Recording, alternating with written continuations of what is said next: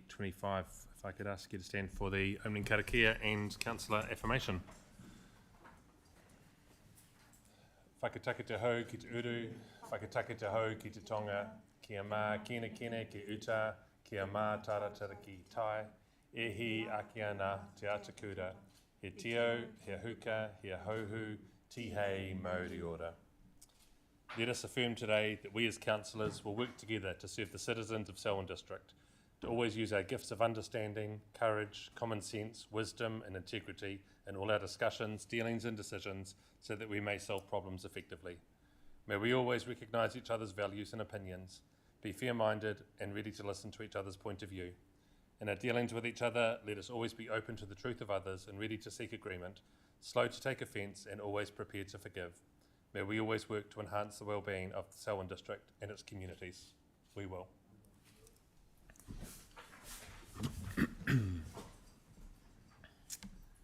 I've received a couple of apologies. Today Malcolm and Grant won't be here for the meeting, and Deborah will be here soon.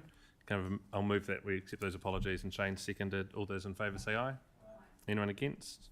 Declare it carried. There's been no identification of any other business to be brought to today's meeting other than what's on the agenda. Are there any conflicts of interest that people would like to raise for today's meeting? Nicole? Just for their public excluded report. Okay, we'll deal with that at the time. Thank you.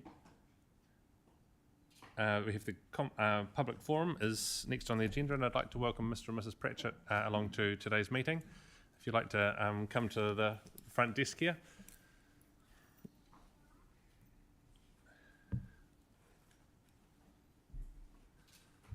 Thank you very much for the work that you've put in to the presentation today and sending through some of the information ahead of time, and for the others around the community that you've engaged in your concerns.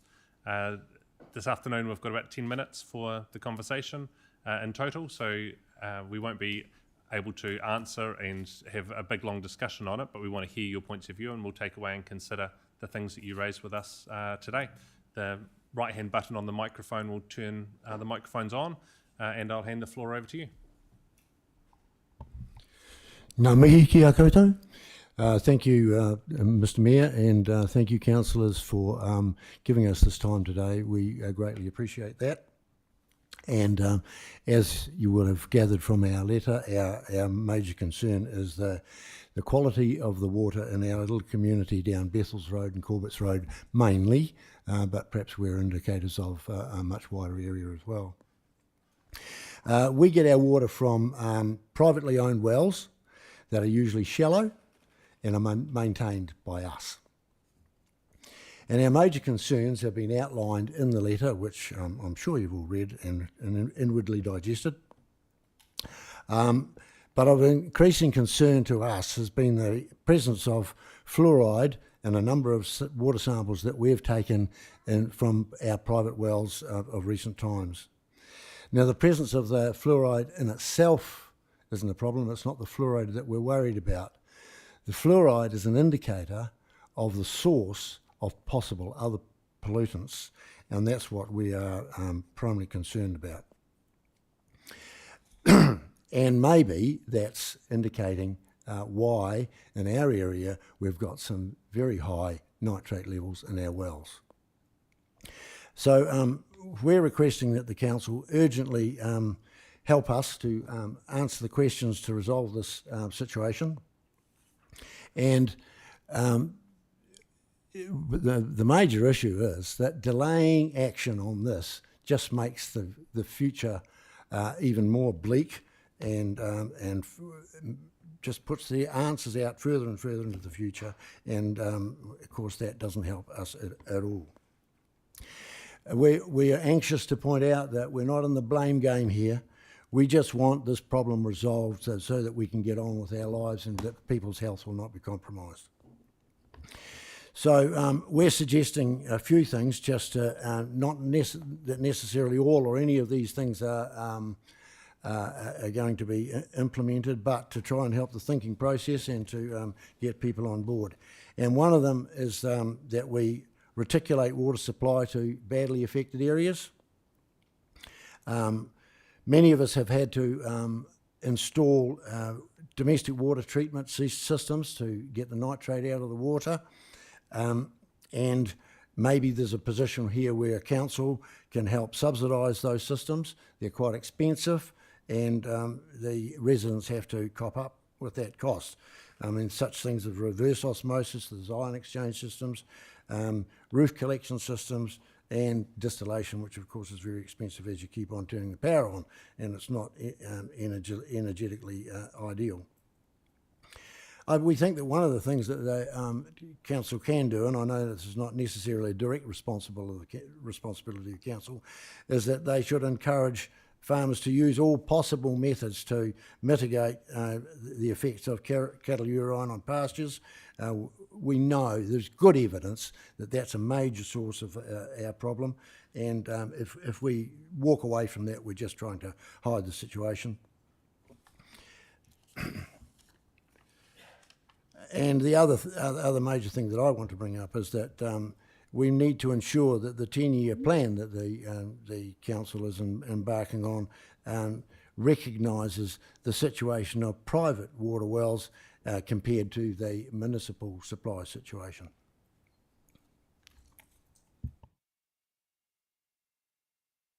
Yeah.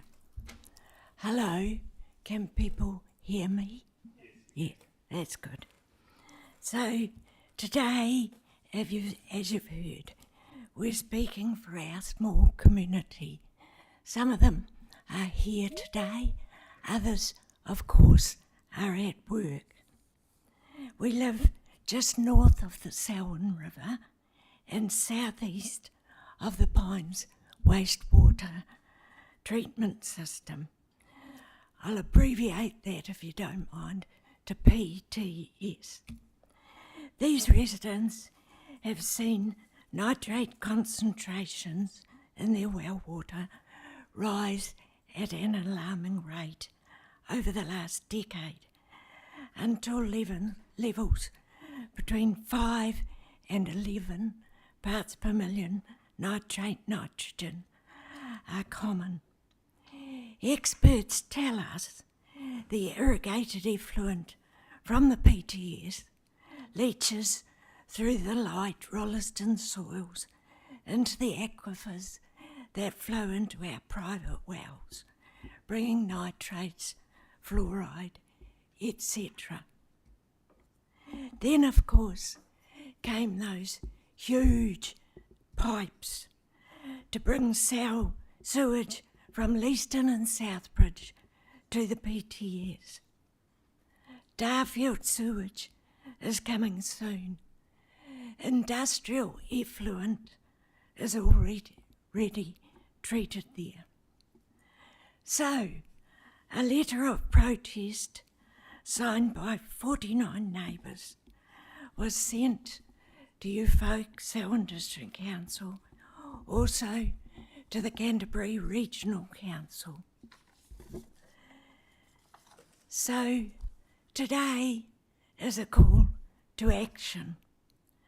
Firstly, we want a meeting with Selwyn Council, ECAN and PTS, followed by ongoing dialogue. How does the PTS work? Can we see test results of the effluent? What area of land is required for this system to work well? Surely more sewage needs more land, more pasture to soak up those nasty nitrates, and of course, better technology.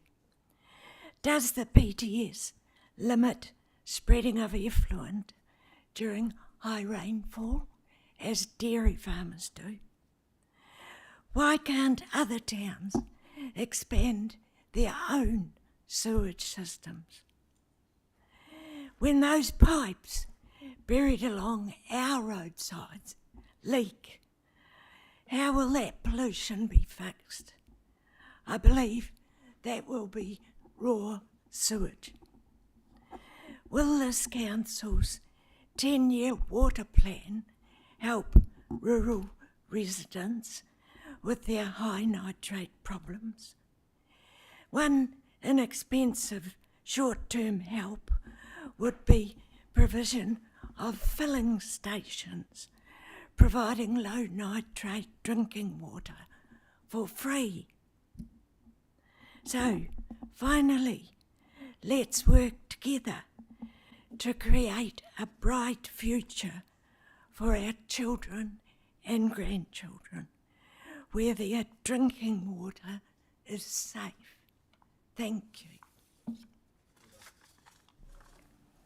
Kia ora koroa. Thank you both for that message to us today, and we agree with so much of what you've said, because safe drinking water is a key part of living well in our district, and so we want to ensure that that's available to everyone that lives here.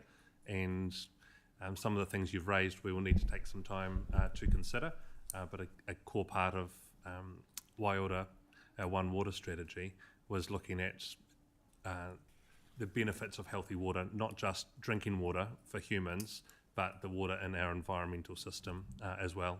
For those, we can pipe water to someone's house, low nitrate water from somewhere else, but the fish can't get out of the stream that they're swimming in and away from the nitrates that are present in that groundwater system. So I really want to thank you for highlighting that to us today. Sharon, are there a few things that we can, we've received the presentation today, and I want to acknowledge the other members of the community who are here as well and have contributed to the two of your presentations today. Are there some things that we can comment on today, but I think there's needs some reflection on what's been said to us, and then how we respond to some of those requests particularly? Yeah, thanks, Sam. Brian, Robin, thank you very much for your presentation. The team and council take very much seriously the responsibility for safe drinking water, just to give you that assurance. We certainly closely monitor the nitrate levels in our drinking water, and just for you to be aware that the water testing over the last year in the wells downstream from the Pines Resource Recovery Plant shows that the nitrate levels in those wells are well within the safe drinking water standards set by central government. In reference to the long-term plan, we have allocated $5 million in the long-term plan to start investigating a central treatment plant to provide low nitrate drinking water. So, as Sam said, it's something that council's very well aware of. Who would that low nitrate drinking water be delivered to? At the moment, it's just within our current reticulated system, and what I heard from you was a request to look at extending the reticulation of low nitrate drinking water to other places that aren't necessarily receiving that service. And so that's part of the work that we will ask the Chief Executive and her staff to report to us back on the feasibility, what plans are currently in place, or what new work might we look to do. And Council in July last year approved $5 million into a project to look at low nitrate drinking water source for the district, and so that might be a part of that work, and so that will be some of the things that we'll expect Sharon to come back to us to talk about. Because that much money will soon disappear. Yes. In that bigger project. Yeah. And that amount of money was just the exploration of whether it was going to be feasible. Okay. I think it was hundreds of millions, the implementation of it. Yeah. So you're correct. Yeah. Councillor, is there any particular questions you've got of the presentation today that might help us with clarity? Elizabeth and then Shane. Hi, thank you. On one of your pages, you talk about in 2003 there was expert advice around the unsuitable nature of the soil type. Was that something that you personally received, or is there a written document report that's available publicly with that information? We don't have the written publication. We know the person who gave that information and studied it so that she could give that information, and it was not taken any notice of. Was that a member of the public that did a submission to council, was it? Or could you just clarify a little bit more around who that was and what that information was? I don't have her permission to deliver her name today, but she's a highly respected scientist, worked at Plant and Food, and she was asked to give advice on the use of that soil type for that kind of sewage treatment. And she still is very definite that it's not the right soil type. It drains too freely, so we get it. Thank you. Shane.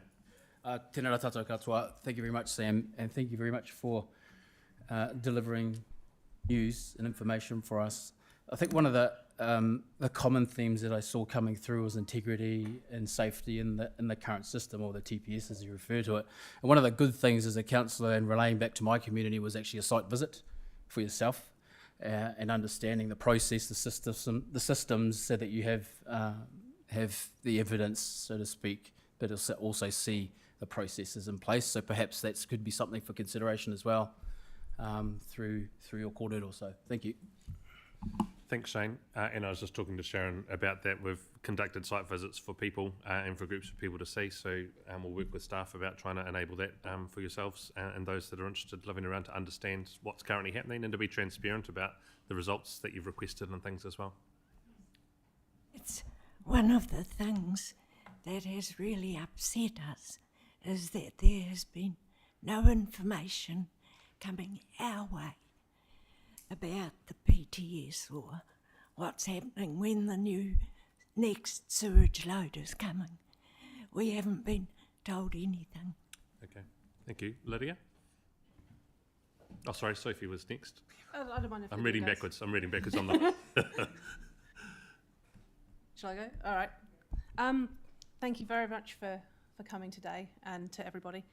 And it is worrying when you see results that are over half of the maximum level limit. It's not a target, and you don't actually want to get halfway, let alone any further. The main question I was going to ask was, what sort of depth of wells do you have?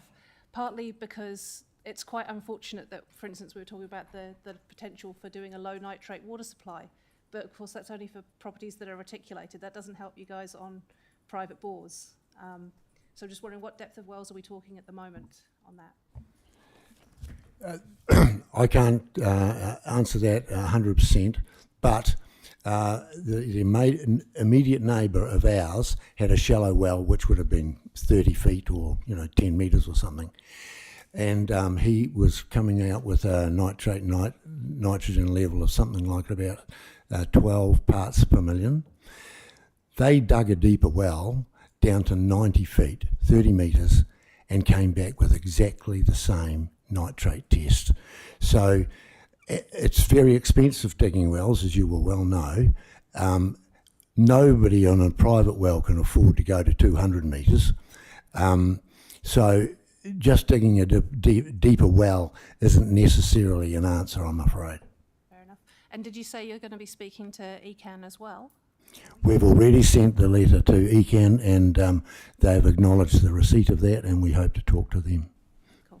Thank you very much. Thank you, Lydia. That answered your question. Great. Thank you both for coming in, and for the team that's supported you today. We appreciate the message, and we look forward to working with you on the things that we've raised, and there'll be some formal reporting back as well to councillors in Sharon's next report. Thank you.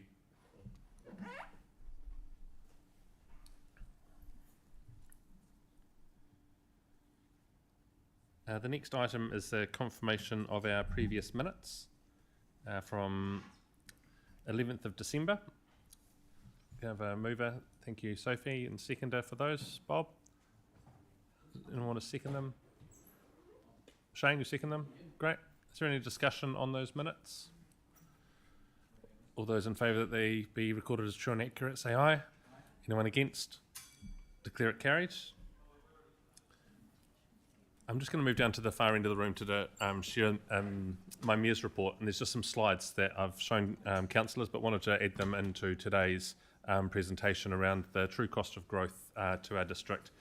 Tim, if you could get them set up there for me.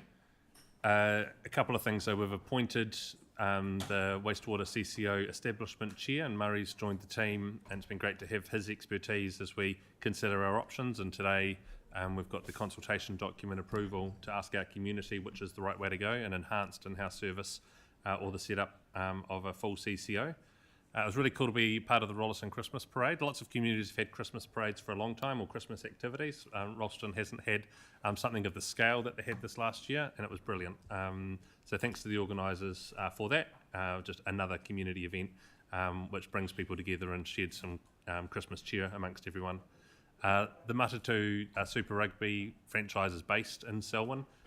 They based and train out at Lincoln, and I was fortunate to meet them. They gave us a jersey, which I was meant to bring in today to show you the jersey. So I've pinned it and it's on the wall so that we can be proud and own the fact that they're right here. It's a South Island team, but it's cool that it's Lincoln based in connection into our district. And lastly from me, just an update that Minister Meager is our new Minister for Local Government. There was an online hui with him on Monday evening, which you were all invited to.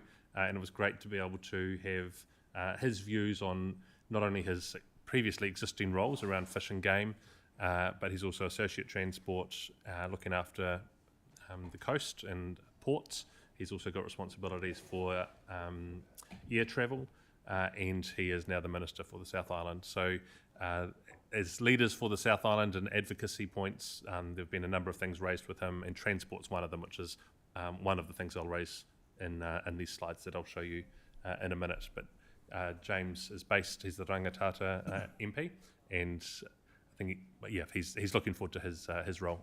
I want to acknowledge Abby and Ben, who are sitting down the far end of the table and who helped pull these slides together. So much of the detail and work and checking and rechecking and fact checking and talking about someone else about checking the data to make sure that it was right before we start talking publicly about things that need to happen in Selwyn that aren't ours to control, but are ours to advocate for. And as part of people leadership and community leadership, we deliver a whole lot of services at pretty good value for money around all of our roads, all of our parks, all of our drinking water, all of our wastewater. But communities need more than a house and a street to live in, to feel like they're a community. And the true cost of growth in a time when the government wants us to go for growth, and at a time when the government wants growth to pay for growth, there's some other costs that need to be met, and I believe that it's the government's role, and I think most people believe they pay taxes for these services to be available in our local district. I'm going to jump down the far end of the room.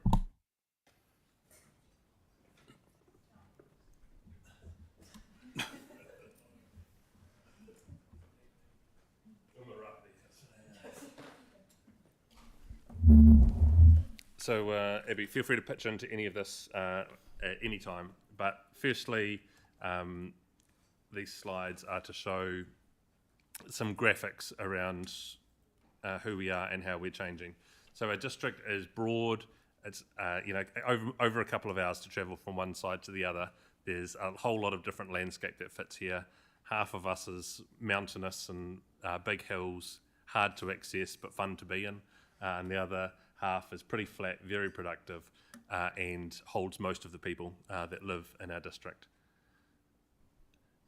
We have a whole lot of towns, and often some of the bigger towns get a lot of the media attention, but when we're thinking about the decisions we make, we think about all of our towns, and we also know that our towns are only the centres for gathering where many people live, but between there's a huge amount of productive agriculture and farming and rural work and people living on farms that also exist that we think about and care about too.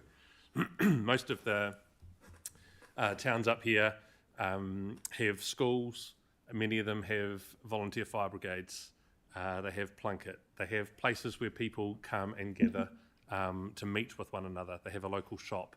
They have a mechanic. They have engineers. And so while Rolleston, Lincoln, Prebleton, Darfield, West Melton, Leaston are often the places where if we're holding something for council, we turn up in those spots as key centres and identified as key activity centres within our district. yeah, we have a whole lot of other places to think about as well. This is a graphic and a heat map that shows growth. The darker the red, the higher the growth, and if you're blue, it's a decrease in population. And it shows that between 2006 and 2023, Selwyn was growing. We've got 31, 36, and 29% over those 5 year census jumps, compared to New Zealand itself moving only about 9%. So in the last sentence, we moved 29%. New Zealand moved 9%. So a huge amount of change. And the heat map on the right-hand side shows that places in Auckland, around Tauranga, ourselves and Mackenzie have grown percentage-wise the fastest. And you look back at the heat map of this for the year before, and the year before that, and the year before that, and the year before that, and the year before that, and the year before that, and Selwyn is always dark red. While other places come and go in the dark red, we have always been there and have had consistent growth. This graphic was to try and show the current extent of our largest town, Ralston, and how it's grown over time from the 70s through to today. So the growth has been dramatic, but I think what it shows is that it's always been growing too. Since the 2000s, yes, there's been some change since 2010, 2011 and the earthquakes, and that's a lot of the narrative that gets put out. But actually from the 2000s till 2010, there was quite a lot of growth happening there, and that red boundary shows that growth. And we know that on the right-hand side, the image doesn't include the fast-tracked land that will soon be built on and other areas where growth is happening. And while there's a red line around the town boundary here, I think it's worth noting that we used to have agreed red line town boundaries where we knew that where growth would and wouldn't happen, where we knew consents would be approved and not approved. And at the end of this presentation, I'll talk a little bit more about that. But current rules allow growth to happen kind of anywhere around a town, so long as infrastructure capability and is sufficient for that growth. Our total population projections, we often can focus on how big we are now, so 85,000 people, but Selwyn District's going to be 153,000 in 2024, and within about 12 or 15 years will be the same size as Dunedin.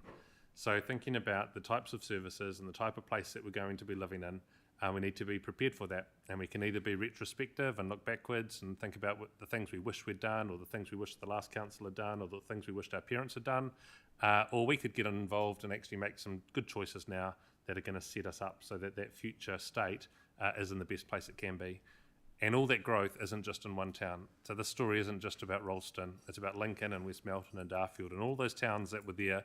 There's going to be some growth in lots of different places. And so being prepared for that is really important. And Selwyn is now larger than and faster growing than our neighbours.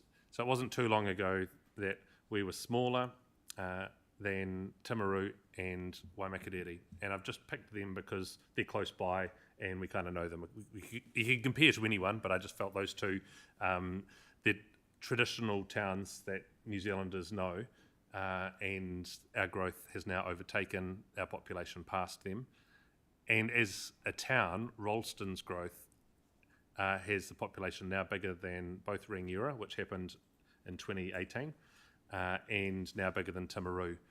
So if we think about the South Island, the biggest cities, Christchurch, then Dunedin, we have Nelson and Invercargill, and then Ralston. So it's a different framing of our size and where we're at and our place in the South Island. The effect of this has been some major growth happening very quickly, needing quite rapid response from multiple agencies.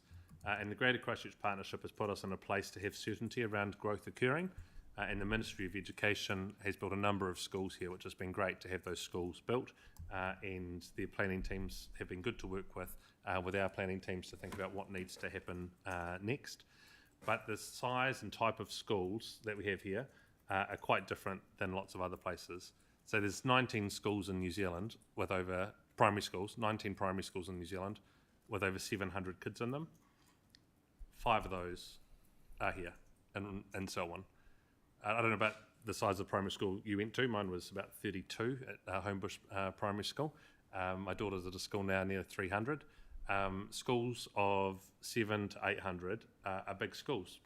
And so we need to think about, is the provision of primary schools now and into the future right for our community?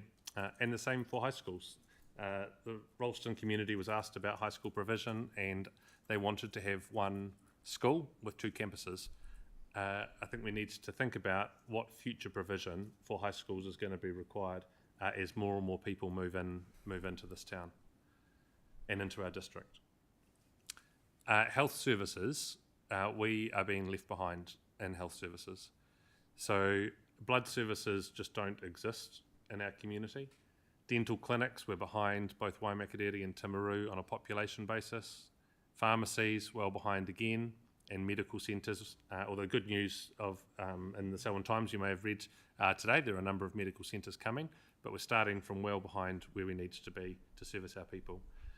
And I think that the data down the bottom there, 32% of Selwyn residents are enrolled outside of the district for GP services, compared to only 15% in Waimakariri.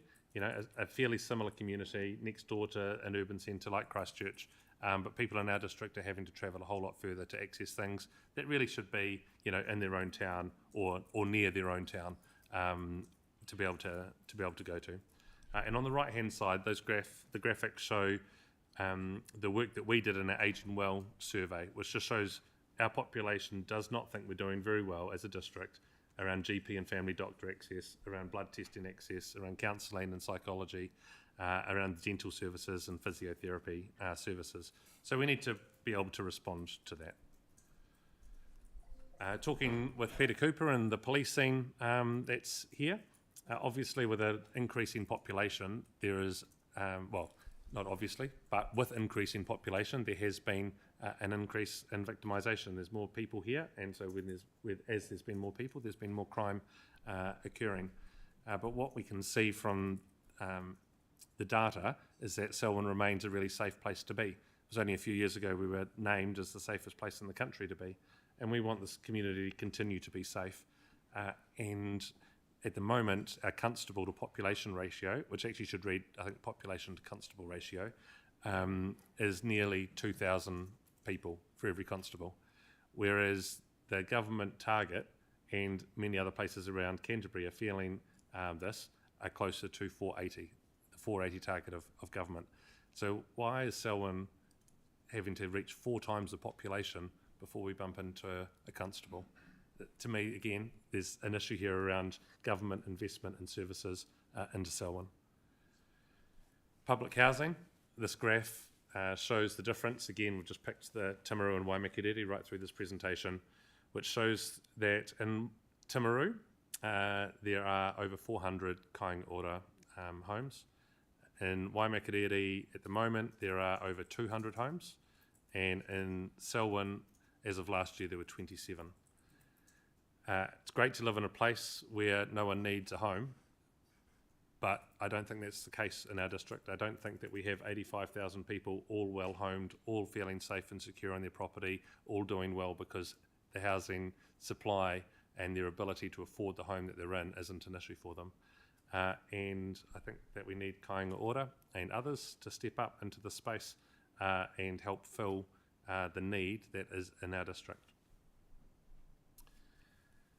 Transport is a big concern of councils, and we spend 85% of our capital spend on water and transport infrastructure. So we are very focused on that water and transport.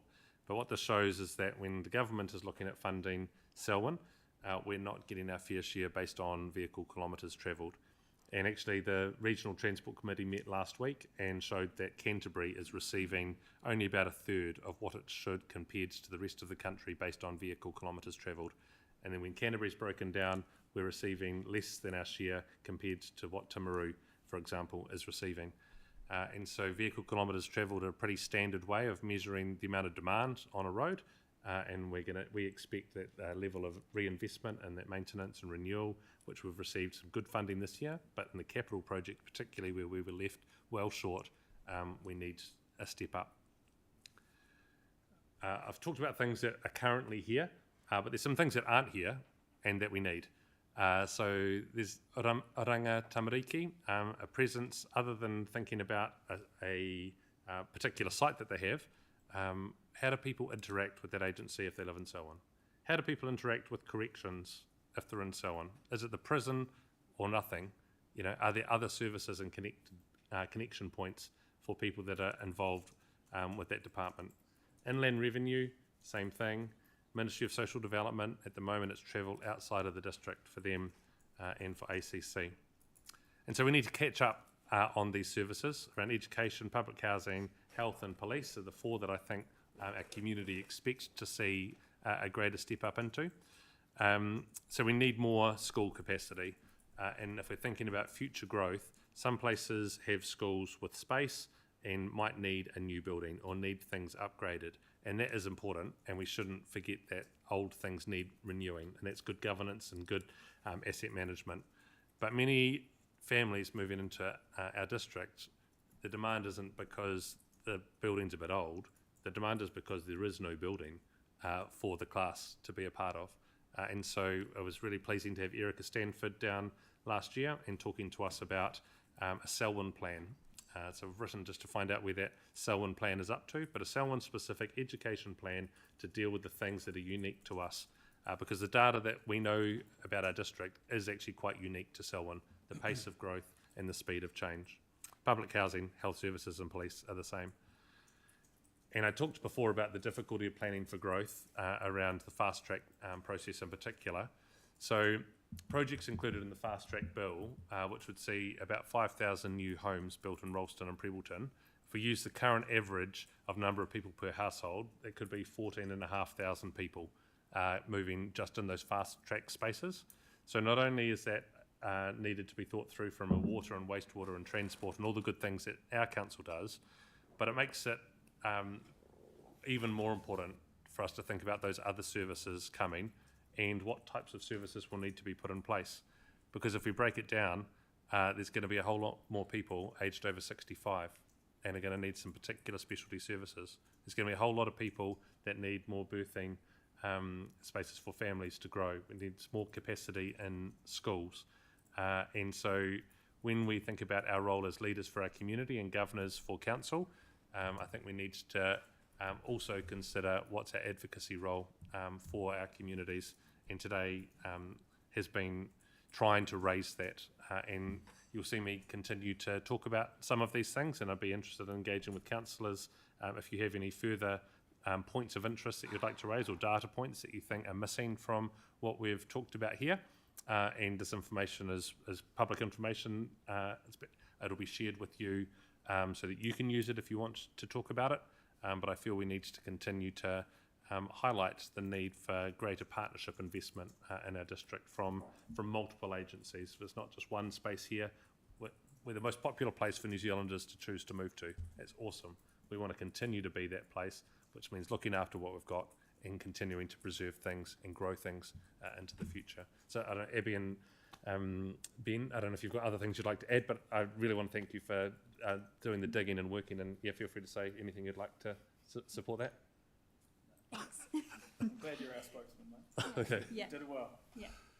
Are there any questions anyone has on any of that? Sophie? Oh, Shane was there as well already. Great, I don't have it in front of me. I do now. We're good. Shane? Thanks very much, Sam and team, for putting those slides together. Thank you for your advocacy in all of these various different spaces. I wanted to support your Leaston School and all of the work from the team that's gone into the Future Towns work, and it blends beautifully into the advocacy space. And so whatever flows out of that consultation process and fits in with whatever deficiencies we currently have, even though we sit predominantly well in the deprivation scale, there's still, like you said, Sam, for the last 6 years since I've been here, is it doesn't take long to scratch the surface to find those that are most deprived. So I think we, in the housing space, I think there's an opportunity to reframe that to potentially home ownership. That's a scale that's quite low in New Zealand across the board, is home ownership. So potentially, rather than just housing and rentals, potentially, and I know there is the opportunity to do that, but home ownership, I think, for a lot of our young families that are living here, particularly difficult in these particular times to get into home ownership. So maybe that's an avenue or a card to draw on or a lever to pull to allow our district population to get into home ownership sooner. But just also well done, Leeston School. So thank you, and to the team.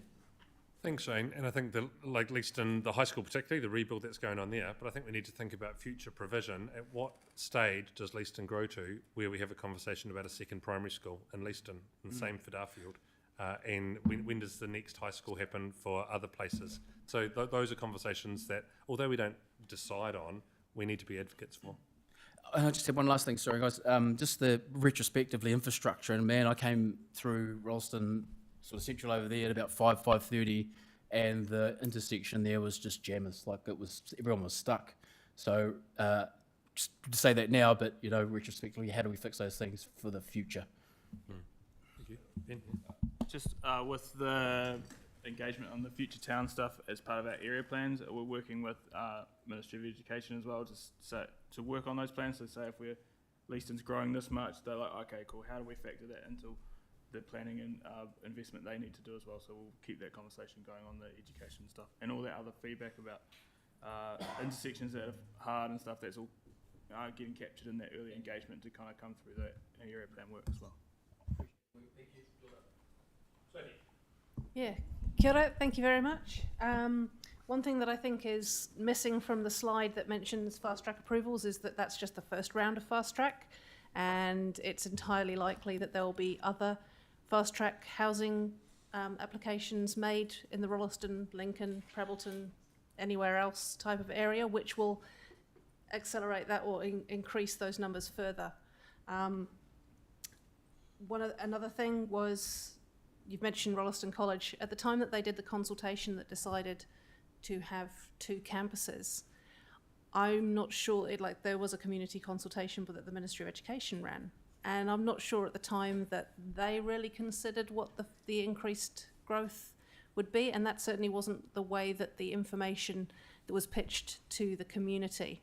And I do think that it would be good to advocate, given that they haven't, it's been delayed in terms of building, that may actually be worth asking them, can you at least reconsider while we're still at the starting blocks? Because I think everybody can see that actually now the idea of a college that has 3,000 kids is not necessarily the greatest idea, even if it is across 2 different campuses. Oh, and I did go to a primary school of 700 kids. But that's it, other countries. One thing else also that was missing, and it is partly a central government thing that I think we need to continue advocating based on what we've heard from our community, public transport. And some of that is to do with the funding model. Obviously, ECAN managed to, they're doing a bus review and all those sorts of things, but the funding model, particularly for new trial services or trying to do, My Way type dial-up buses, that sort of thing. I know that you know this, I'm just saying it out loud because we're discussing these things that we need in a growing area. And I don't think that the current model for that really helps either in eastern townships or when you're looking out to the rural areas. Kia ora.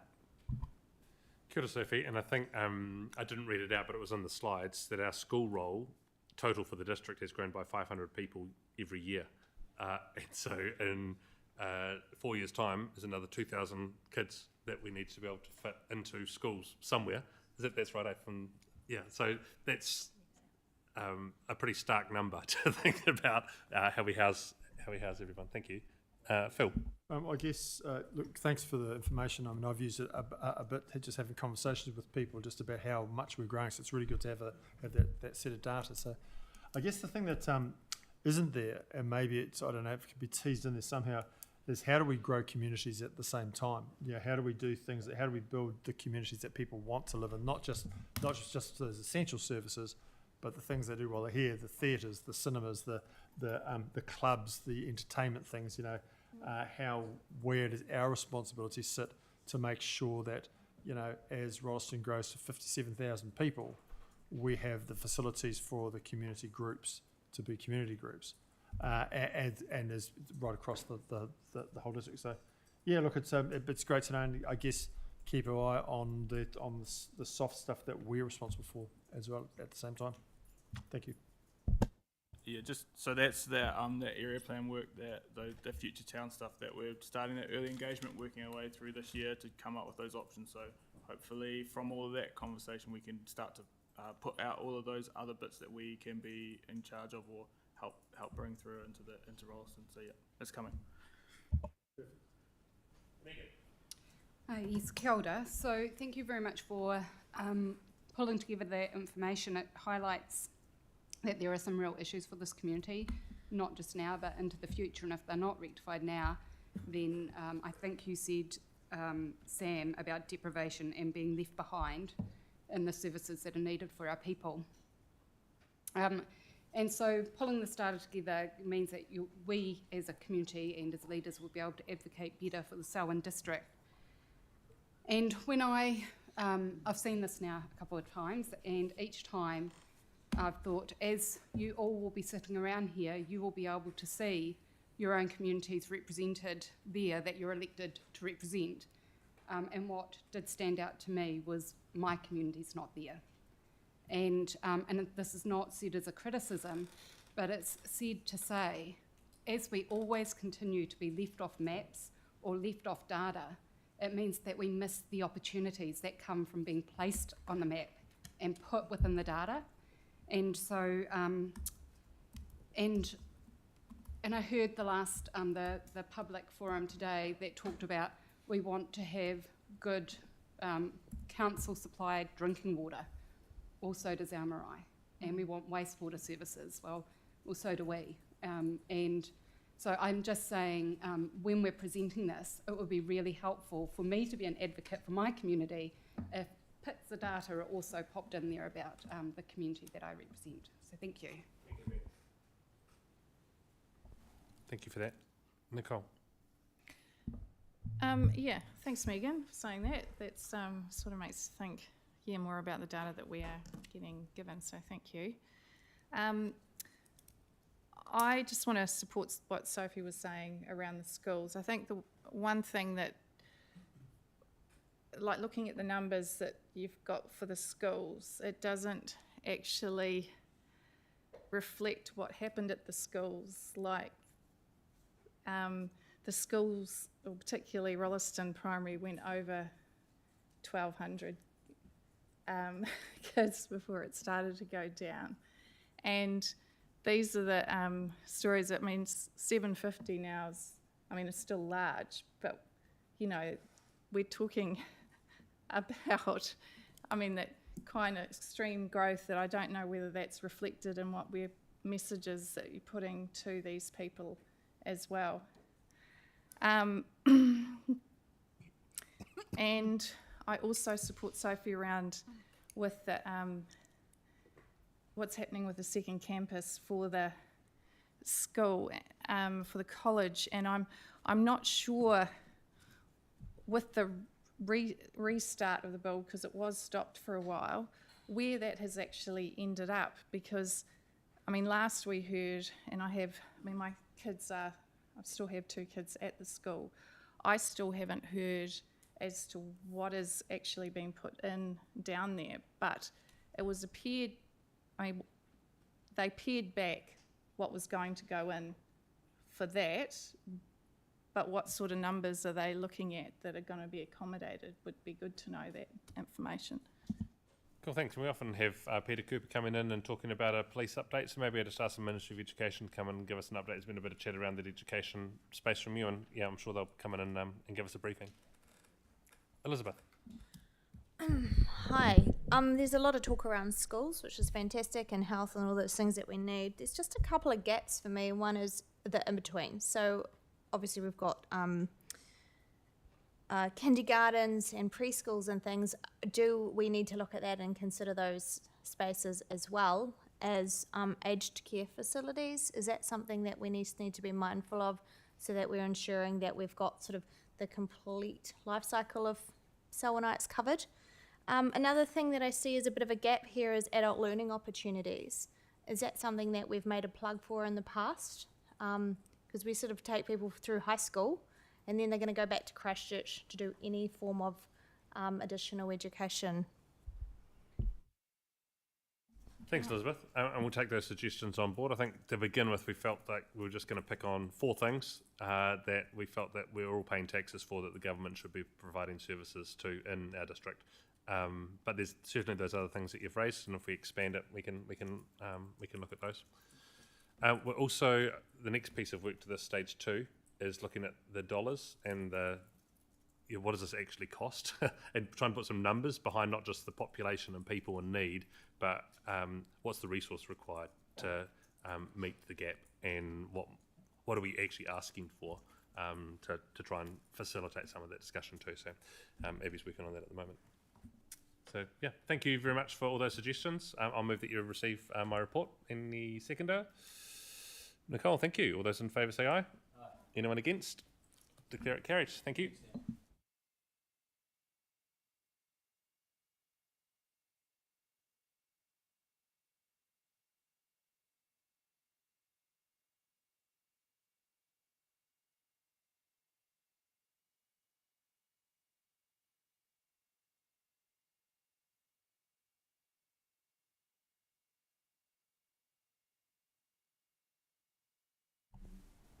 We now have our report back from subcommittees, which will be verbal updates today from any of the subcommittee chairs that would like to report back from their meetings.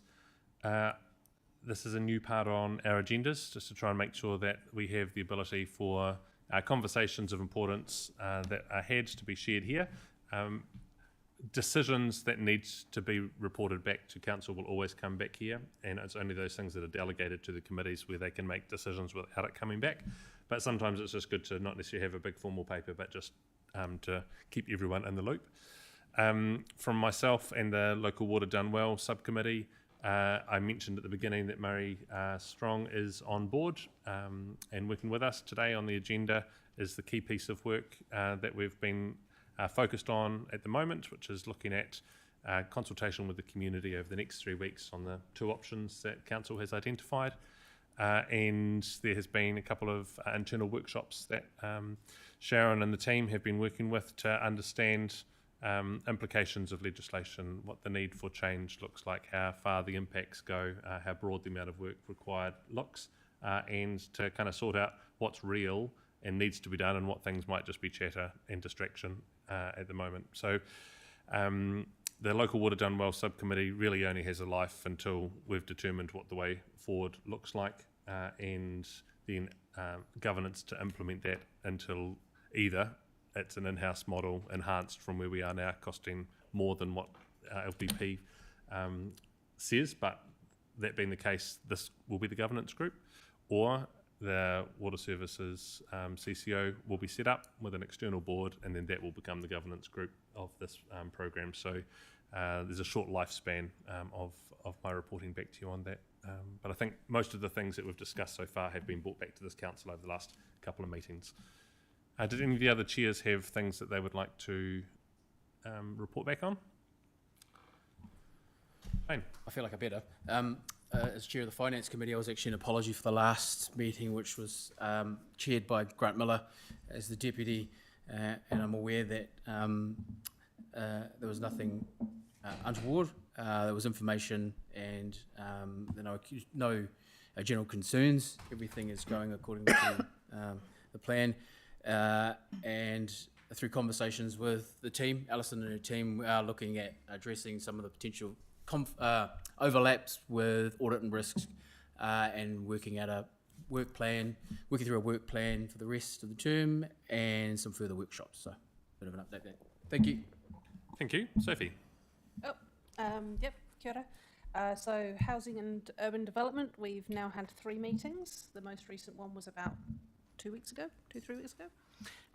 And so over the summer, the strategy team have been doing a lot of consultation on future Selwyn, so we had a wee update for that. I've been to a couple of workshops. I know other councillors have as well, and drop-ins, so there's been quite a lot of feedback coming in, so that's really good to see, and yeah, it'd be interesting to see how it all collates and where the common themes are.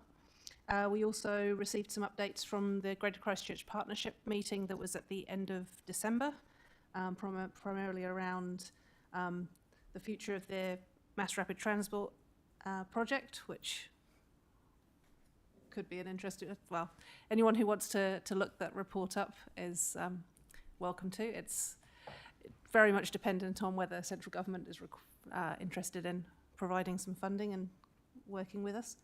And also Joint Housing Action Plan, which I believe we're going to be discussing more around here in future. So that'll be in another meeting. And lastly, we also have done we have used our delegated authority to approve a submission to the RMA Consenting and Other Matters Amendment Bill. So we've submitted that submission, bad use of English there, and I'm actually going to be speaking to the Select Committee on that one with Michelle Flay, who prepared the submission, tomorrow morning. So, kia ora. Thank you, Sophie. Phil? We have been setting up some pretty robust processes for the Kakarika, unlike the water one. We're obviously setting for a long-term future. Development of our cross-sector steering group and as knowledge of experts is underway, as is the development of a work plan.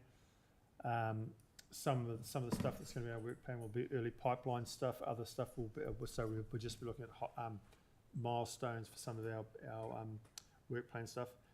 We're looking at shaping it for the next 1 to 4 years. At our last meeting, we started looking at how we prioritise things. So we've agreed working on a prioritisation matrix. Also, how we classify our investment opportunities. Are they BAU? Are they economic development? Or is it something that should be parked or just left? We're also looking at investment and divestment decision trees. Both those are in development. I'd say 90% of the way there. Just a couple of last few things there. Benji Patterson is doing a peer review for Kakarika, and he's also helping us to do some comparisons against other South Island Economic Development Council-led groups, and we're going to be getting some information from them. So we are still at this stage meeting monthly, but that's probably going to start petering back soon. Yep. Thanks, Phil. Nicole? So for the Climate Change and Sustainability Subcommittee, so it was just our second meeting today, and we have got a new staff member on board who's the climate change lead for this committee. And so what we already have are some in draft, or we've got the Selwyn District Council Climate Change Policy, which needs reviewing, and we've got drafts of sustainability plan and emissions reduction plans. So those are things that staff will be working through, because we obviously then want to be looking to implement those. And the fourth thing that we looked at was the Selwyn Residents and Business Climate Change Survey, which was quite a good news story that there is a will in the community to be looking at more sustainable things and climate change. Thank you. Great, thank you for those reports. And because of the frequency of those meetings and how they line up with council meetings, I think just having them verbally reported back is the right way to go. And if there's any decisions that need to be made, there'll be full papers that get brought back to council here. So rather than writing reports just on things that happened this morning, Nicole, like the timing, I think that's good. So thank you for the way that it's been reported. And there are a couple of other committees that you might end up becoming chairs on through different work programs, and I'm just conscious of the Whatuirau work that Grant has been chairing, there's the hearings coming up for the Sheffield pool, and both of those will end up with reports in full coming back. But actually, if we end up having a meeting and there's particular updates that chairs of those assignments need to update us on, then this will be the occasion during the meetings when that can happen. Yes, and Melbourne Community Board Chair will also be reporting back to us to just keeping us an update on what they've been up to. So I'll move that we receive all those verbal reports. Seconder, Elizabeth, thank you. All those in favour say aye. Anyone against? Declare it carried. Sharon, we move on to your report, page 28 of today's agenda. Thanks, Sam. report is primarily giving feedback or fulsome responses in relation to the public forum that was held in December.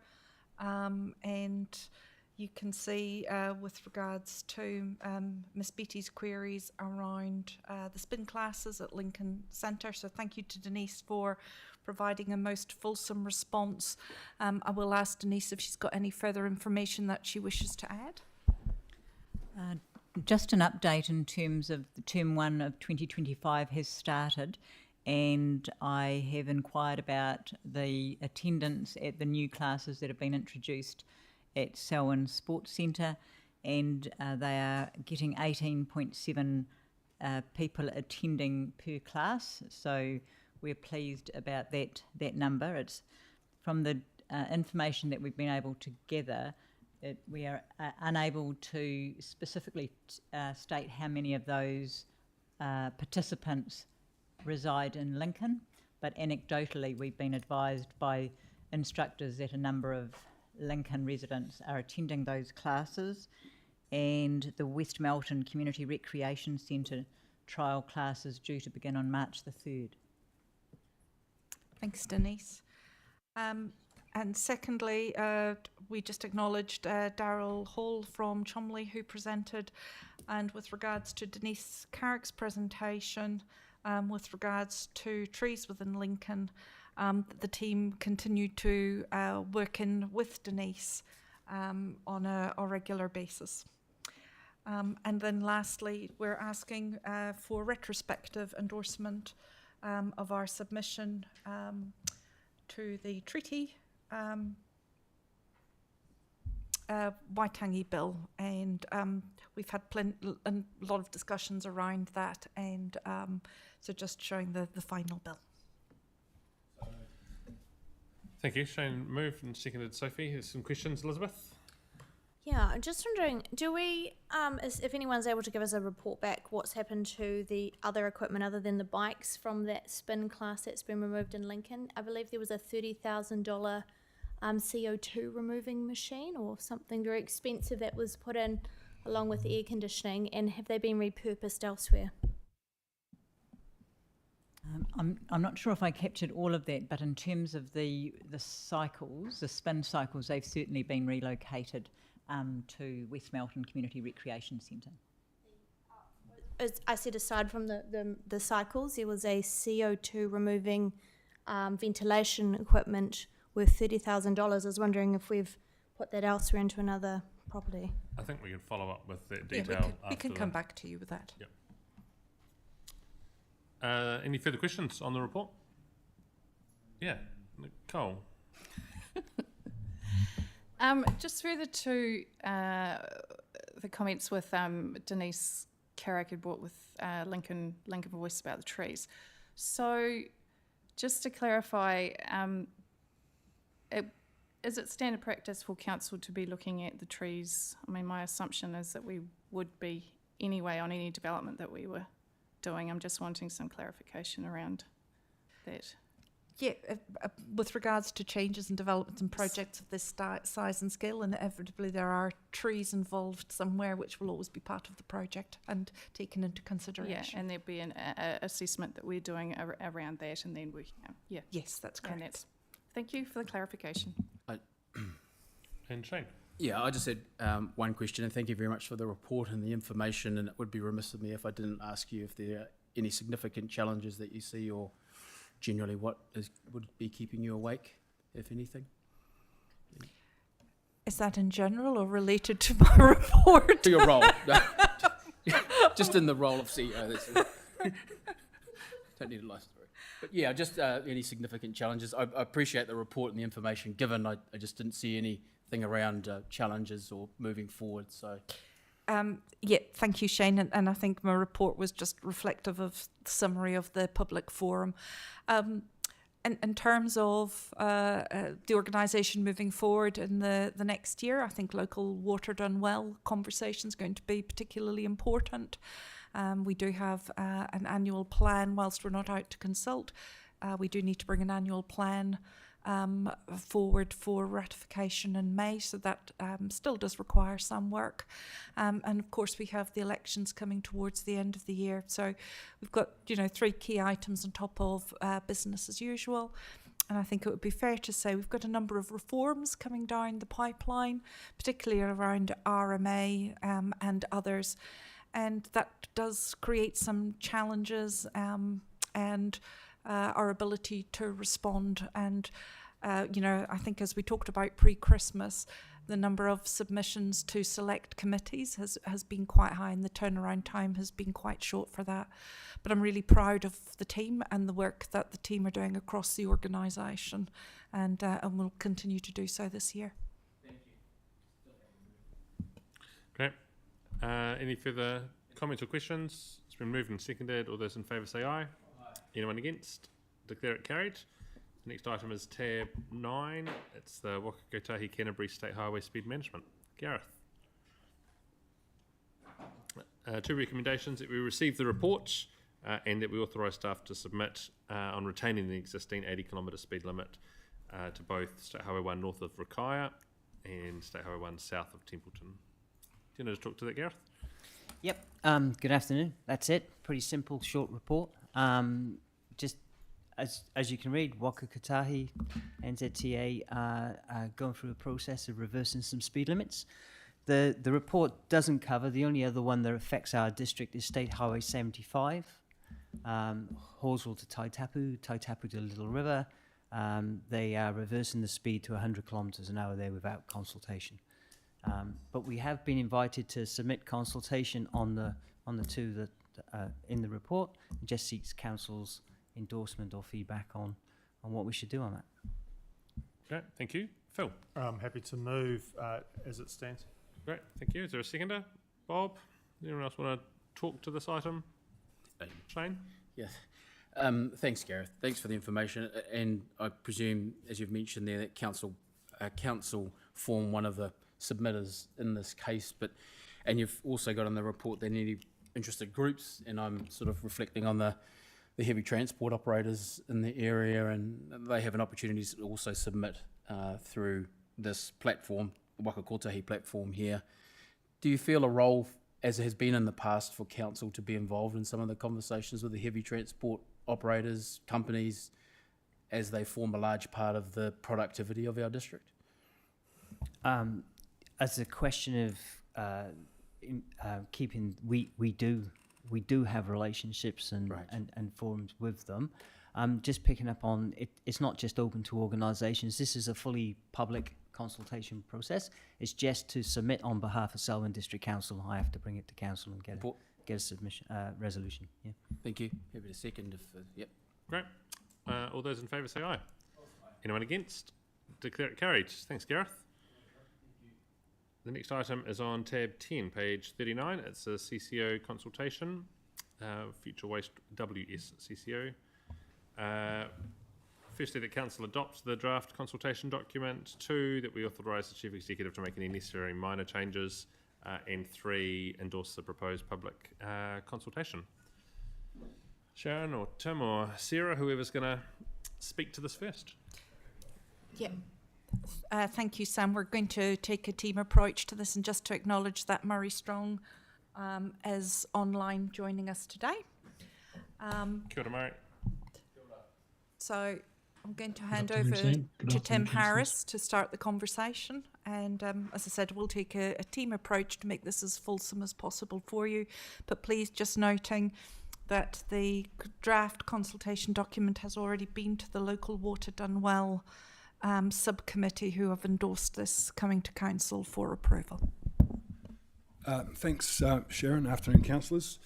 Yes, so on the 12th of February, the local Water Done Well subcommittee recommended the council adopt a consultation document for the consultation process to establish a CCO. The purpose of this report is to enable the council to consider that recommendation. On your agenda, you'll see a link to the report that was taken to the subcommittee. There were some minor amendments to the consultation were recommended at that meeting, and these have been completed. The main amendments sought to make it clear that maintaining current in-house delivery for delivering water services is not an option, due to new legislation and increased compliance requirements, and that a future in-house water delivery model would still require increased investments. If you want to click the link to the 14th February committee meeting, and I'll get Julie to go through the legislative requirements.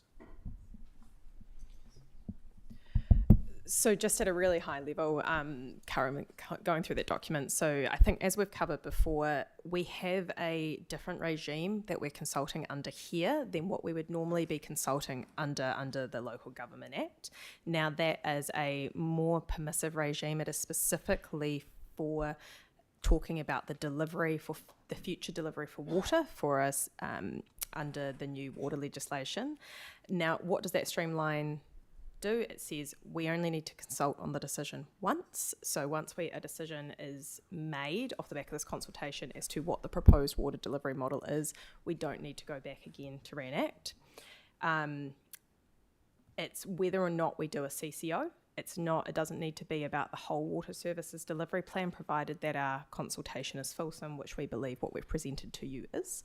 And then there's a number of requirements around the consultation document. Now, what I would just say is those requirements are slightly different to what you see under the LGA, which is why this consultation document looks a little bit different to what you would otherwise see. High level are we need to do the proposal, what they are as norm, what are all the reasonable options. Now, it's not all the reasonable options that could be in existence, as we would do with any other consultation, is only 2 options as required by this legislation. It is what would in-house delivery under the legislation look like, not status quo, what it would look like in a council with the regulation on top of it, and what would that look like if we were to establish a CCO, which this council said was the preferred approach to go out with. We've looked at what the effect of the proposal is, particularly on council rates, debt, levels of services and charges for water, as that's what the legislation requires. And we have added some extra commentary on that off the back of the Local Water Done Well subcommittee's comments. We've also looked at commented on how it would be monitored. The CCO would be monitored for its compliance going forward. There are statement of expectation regimes that will sit over the CCO, and we've set all that out in the consultation document for the public to consider. And the other general implications that we have considered would be of interest to the public. And those were all the legislative requirements which Sarah and her team have done beautifully on putting together in the consultation document. Great, so I'm going to run you through the consultation, just a little bit through the consultation document and also the activity. Thanks to Julie for running us through the legislative context. It's a great word. A summary of the proposal is set out on page 5 of the consultation document. To confirm, we are consulting on the proposal to establish a Water Services Council-controlled organisation for the management and delivery of drinking and wastewater, and to keep stormwater in-house. The details of these options are included on pages 8 to 14 of the consultation document. It's important to further emphasise, as Julie and Tim have there, that the alternative option of keeping services in a future in-house option is not the same as services remaining as they are. There will be change, and we've done our best to describe this as known to us, and so that we can help the community with that. The document has also been reviewed by legal and accounting partners to ensure it meets the requirements of the Act, as Julie detailed just then as well. So working backwards from a 1st of July date for potential creation of a CCO has meant public consultation needs to start tomorrow, Thursday the 20th of February, and will run for 3 weeks through until Thursday the 12th of March, followed by standard hearings and deliberations before a final decision is made on the 2nd of April. The main tagline for the consultation approach will be Your Water Done Well, and will contain a combination of icons and imagery of our water assets and usage. We'll take a similar approach to this consultation as we did to representation review and the LTP, and ensure the district is covered and that we're meeting people where they are at stations in our community, in our facilities. We'll be using traditional consultation tools such as newspaper advertising and activation signage at facilities, as we've seen previously. These slides here just give a bit of an overview of what we're expecting the consultation activity to look like. So digital screens and facilities, as we've seen previously, print ads in the Selwyn Times and inclusion in Council Call. There will also be a digital campaign using our own channels, especially Facebook and LinkedIn, as well as some paid digital dedicated web content and sliders to drive traffic to the digital consultation space on Engagement HQ and Consult 24. We've also planned targeted communications to local businesses, and drop-in meetings will be planned as requested by the community. Engagement HQ has been set up to drive consultation with Consult 24 in the background. That's the approach that we took for representation review and also for the LTP. Those wishing to submit do not need to create any kind of account or register. They will be able to just put in a submission. They will need to provide basic information within their submission, however, such as their name and address. Paper submissions are going to be available to be mailed in ahead of or dropped into our service centres up until the close date on that 12th of March. So we will be providing paper submissions and copies to the community.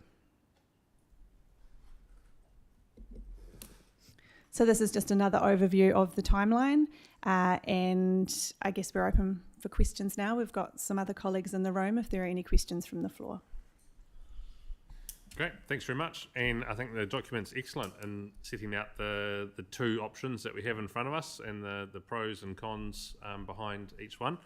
I think, like most feedback at the moment, there's going to be a lot that's really narrows down to the cost of each one and the impact on people's finances behind each. And so I think the document clearly says one is cheaper in years 1, 2 and 3, and one is cheaper and ongoingly cheaper by year 10 and into the future. And so that for us to consider when feedback comes back how we weigh the dollars conversation, which I'm sure we will hear and I expect to hear, and that needs to be a key part of our consideration with the other benefits that staff have outlined in the document around enhanced service delivery, being able to do things better for the community, having some dedicated water governance, having improved access to funding, resilience and adaptability and community benefits.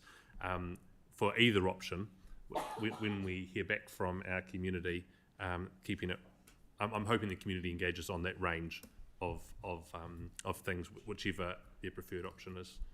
There's a number of questions in the room or comments that you'd like to make on this. And first up is Deborah. Thank you. My question's in two parts. It's on page 49 of Diligent 261. And it's in relation to the delivery model options.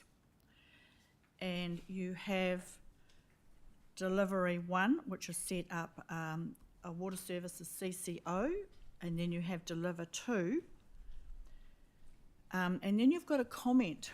So in regards to, we've decided to consult for a water services CCO, and it's a comment that if establishment of a Selwyn Water Services CCO proceeds and other councils express interest in integrating at a later time, this would be considered and worked through. First legal question, if a CCO was to be set up, the contact through council to the CCO would be by a letter of expectation. So if that's correct, then I would like it clarified in this document that where it says other councils express an interest in integrating at a later time, this would be considered and worked through by the Water Services Council-controlled organisation. Because it is my understanding that once this is set up, and I haven't seen a copy of the proposed constitution of this proposal, my understanding is that normally directions from council to a CCO is through a letter of expectation.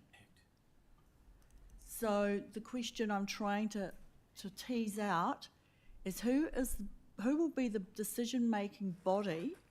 Will it be council through the letter of expectation, or will it be the Water Services CCO that make the decision to integrate other councils at a later time? Thanks, Deborah, for the question, and add any legal nous to this, but the ownership of the water services entity as proposed in our document would be 100% our council owned, and any decision to join with anyone else, if we decide to set up the WCCO, and if other councils want to join with us in the future, that would be a decision of this council, and it might be informed by that WSCCO at the time, and we'll use the information available, but this table will still be the decision-making table if we're going to join with the CCO. It's just that I guess the answer is sort of if, but without having a constitution, it lacks some clarity as who's got responsibility for what. And I think it needs to be very, very clear to our public who has responsibility in the future for the future management of the water the water services through a CCO. So there's a couple of other things that have come up there, and that is part of our submission to the current legislation, which has a whole lot more control being able to be exerted by council over a WSCCO than what we would normally have available to us through any normal CCO, and more than what we can do for CORD currently, or any council can do for their CCO. And so our submission pushes back on that and says that if councils want to maintain control of their water services completely, then they should just treat it as an in-house model and pick that as the answer. If you want the expert input and the good water governance that an external board is going to be able to provide, then some direction through a statement of expectations can be given, but that the level of control should match and should be really copy and pasted out of the LGA, I think is our submission, into this to be able to match that. So the ultimate governance sits at this table for future ownership of the CCO, but as far as conversations and those other things, we know that and this room has expressed interest in saying we want the constitution to be set up in such a way that future partnership isn't ruled out from the beginning. That doesn't predetermine anything. It just says don't close doors before we have full information. At the moment, that's not the consultation that's going to our community. We're really only asking, do you want our council to run this as a standalone CCO for ourselves, or keep it in-house? Was there anything else you want to add to that, Julie? No, sorry, Shane, can you just turn off your mic so Julie can turn hers on? It's just... Yes. Sorry. The only thing I would have said, the only other thing I'd say is when we talk about adding a CCO, what we're talking, and I think Sam's alluded to as well, is you're talking about giving shares in a company. That is something that sits with this body. It's not dealt with under a constitution. It would be something that you would negotiate with the entity at the time. The constitution will neither permit nor prevent. It's not something we are able to deal with. We can signal an intent that we would like to deal with it and we are open to it if it comes in time, but it will be something for this group to deal with whoever your partners are in the future and work with them on that. Thank you. Elizabeth. Thanks, Shane. You can turn it back on. Oh, I think Shane was next. Was it? You're next. Go for it. I mean, am I? Oh, yeah. We're still on. I just asked Shane to turn his microphone off because we can only have a limited number of microphones on at a time, so he dropped off the list when he turned his microphone off. So sorry, Shane. Thank you for doing that, and you can speak now. Thank you. Tēnā rā tātou. Kia ora koutou. Thank you very much for your time and the effort that's gone into the report. Also acknowledging you, Murray. I feel a little bit bad because the input that I'm going to have now probably should have come before today and going out to consultation tomorrow. But if I reflect on the why, the document really lacking in why in the setting of the scene, our values as a council, but also partnerships. And you finished your conversation, Julia, around who are we partnering with.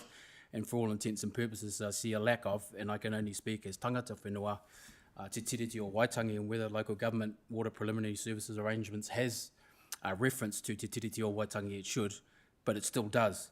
And if I look through the document, we mention Waiora, but we actually don't give significance or acknowledgement, potentially we do and I've missed it, but if I haven't, to our mana whenua, and a significant partner, a significant relationship which we have signed an MOU with.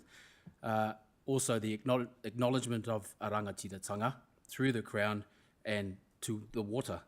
We're a values-based organisation, and acknowledging those that we're about to consult, in particular mana whenua, why we are doing it and where we are going, I think is sort of missing from the scene setting, respectfully. And the need, I guess the in-house, you've mentioned there's no in-house, so I'm not too sure where that sits now, but do we have a choice? But yeah, I just feel like it's a little bit, I'm getting a little bit emotional because the why isn't clear enough for me. The cost is exorbitant. Whose budget is that coming out of, or whose pocket, rather, will that be affecting? Because we all know who it will be, and whose budget line is it coming from? What are the disadvantages of being a late adopter, considering we are in a significantly new position? Our infrastructure is young. Yeah, these are some of the questions that potentially Murray or the panel might like to answer, or that is reflected through this act. There was just one last thing. And I had apologies for getting confused there. It was around the metric side of it. On page 45 of Diligent, it mentions how much we have, how much of our water network we currently have.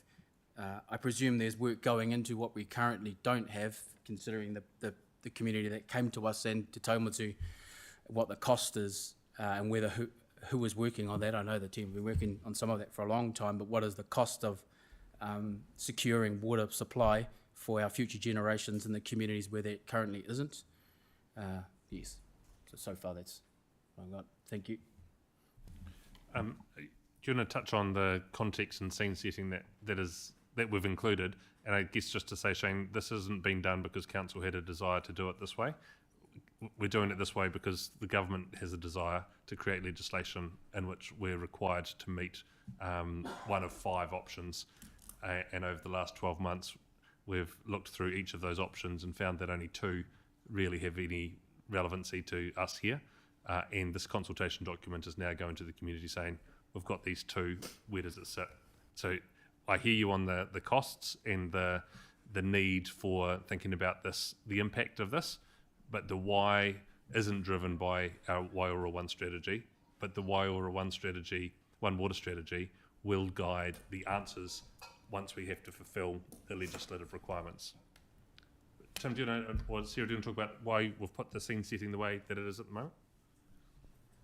Yeah, so a lot of the scene setting has focused on that legislative, great word, aspect of where we're kind of headed. In terms of the submission on the water services bill, we have beefed up the, I guess, the response in the Tiriti aspect of that. We have also, and Murray may be able to talk to this as well, taken advice from another subcommittee meeting around how we engage with particularly mana whenua within this process. So that's, yeah. And probably Thanks, just to... Sarah. Oh, sorry, Murray, yes. Sam, I think I might just answer Sarah's point. Good afternoon to the councillors and the team in the room. Sarah's correct. Coming out of the first local water done well committee meeting this year, we took some feedback in relation to how we could strengthen various elements of the work that we're doing in the preparatory phase for the CCO, if that's the decision that's ultimately taken by council.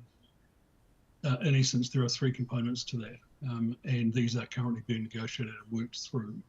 Begins with the development of a board skills matrix, which is quite specific in relation to our strategic partner relationships and involvement at the beginning, and there's a specific reference that we've included now in the final draft that it probably goes further than the legislation might have contemplated in relation to our Rūnaka partners being involved around the board table.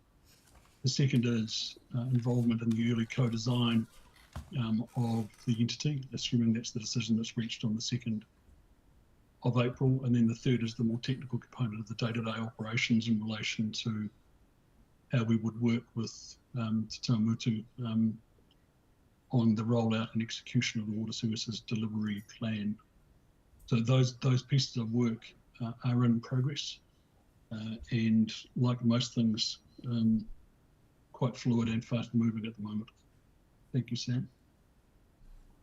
Thanks, Murray. Did staff have any other response you'd like to give? Tim? Thanks, Sam. Shane, I guess in response to your questions around the cost, we acknowledge that there is an additional cost to delivering these water services for our preferred option in regards to setting up the CCO, certainly for the first 10 years, but then it becomes more cost effective.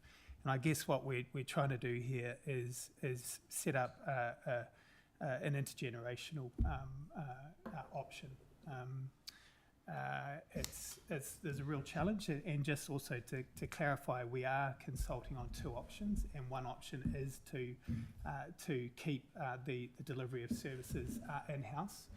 For clarity, I guess we expect that it's not going to look the same as it does now, so we expect this to be quite a heavily legislated space, which is going to increase cost. And one of the challenges we've got around that, if we were to keep it in-house, is our ability to borrow, as I'm sure you're aware, and then invest in infrastructure. The team does a really good job at identifying investment opportunities for water infrastructure, but frankly, there's a lot more that we need to do.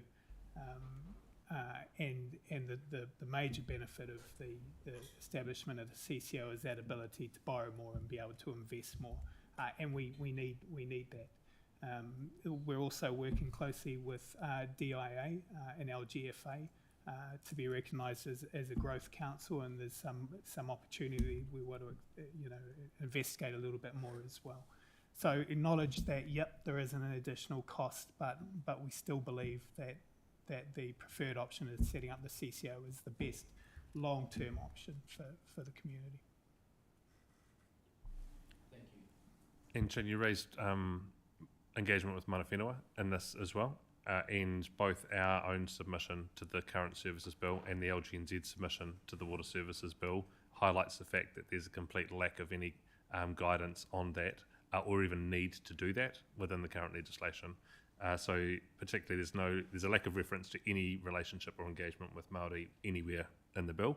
And so while we've done our work locally around what we would like to set up and do, we want to make sure that there's some consistency around how these things are done and some guidance. And at the minimum, it should at least be what's in the Local Government Act, because that's what we're used to working with, which provides for those ways of partnership and involvement of Mana Whenua. And that's been our submission to this bill. So not part of the consultation document, but as part of the broader work programme. Sam, if I might just add another couple of comments in relation to cost, yes, or either the in-house option or the CCO option. So this document and the current planning that sits behind it is specific to a point in time. We know that the regulatory and legislative landscape is going to change significantly between now and 1st of July, and then even more so in the second half of 2026. So we're taking an educated and informed position based on external advice from PricewaterhouseCoopers and Simpson Grierson Law. And as a result, there's a bunch of simultaneous activity that's occurring in order for us to meet the 1 July deadline if the decision to establish the CCO progresses. But we have built a series of off-ramps into the planning and program of work at the moment, so that if the decision is made to not progress that way, we will be able to down tools. But the cost won't necessarily all be sunk, because as the legislative and regulatory landscape changes, a lot of the work that has been done may well support the different way to deliver water services if it remains in-house. Thank you, Sam. Thank you. Sophie. Oh, sorry, Elizabeth. Yes. I jumped off because of Shane turning. Thank you, Elizabeth. Your Alright, turn. thanks. I've got a whole lot of questions all piled into one question. Do you want me to spin them off in one? Break them up? Okay. First thing I wondered whether, I didn't see that on the timeline, but community drop-ins, because I feel while there's a bit of information in here, this is such a big issue for our community because it's basically Three Waters, which we know was a massive topic for the community, and I think there'll be a lot more interest in this, and having the opportunity to have people answer the questions face to face would be quite useful. Is there the opportunity to have that engagement with the community? Do you want me to answer that now? Oh, we might as well, yeah. Yep. So I did mention that there is the opportunity for community drop-ins as requested. As requested, thank you. Right. Is this the same LGFA format in terms of rates? So if people are unable to pay their rates, is it exactly the same model as what we currently have with rates, unpaid rates?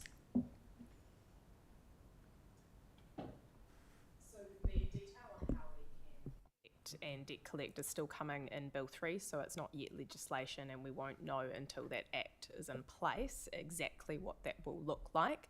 We have again submitted that that legislation needs to be really clear on what that process for debt collection looks like, but it is anticipated there will be something that allows it.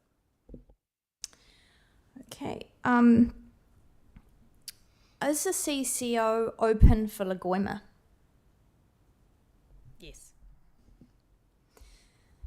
In the graphs there, we didn't have a year-by-year breakdown on the rates to show the fuller picture. We kind of jumped to 2026, I think it was, from memory, or probably a bit further along.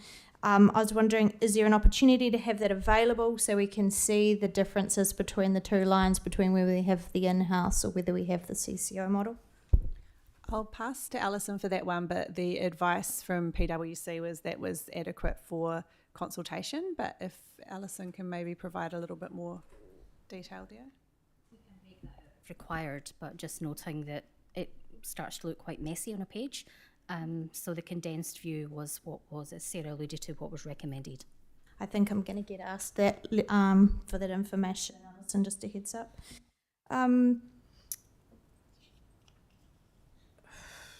What happens? Right, so in terms of the ability for the community to consult on future water decisions, obviously we've got a letter of intent from the council, but that's a directive coming from us. In terms of the community engagement, and this also is for the occasional big decisions, like we've just had people come in and talk to us about nitrate, so there might be a big decision that comes about at a certain time for something like that. How is that process going to work with the CCO, and how often are we giving letters of intent from the council to the CCO? How does that whole process look, and how is that accountability there back to the community? Thanks, Elizabeth. It's very much consistent with what we do with CORD in terms of a letter of expectation is sent on an annual basis, and usually the letter of expectation outlines council's strategic direction and desires, and of course as reform or legislation changes we'll have some awareness of that, and we can use that to inform the letter of expectation.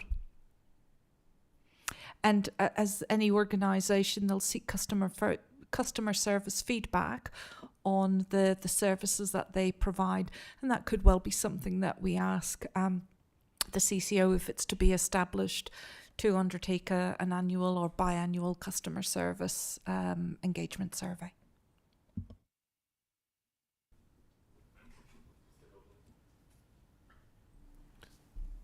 Sophie.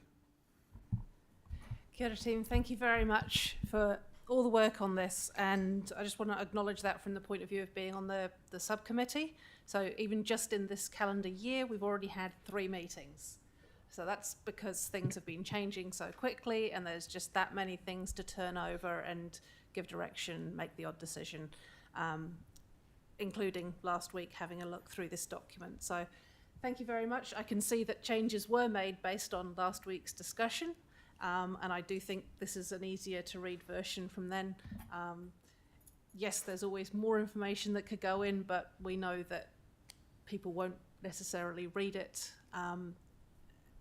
So it's good that we've got the option of community drop-ins.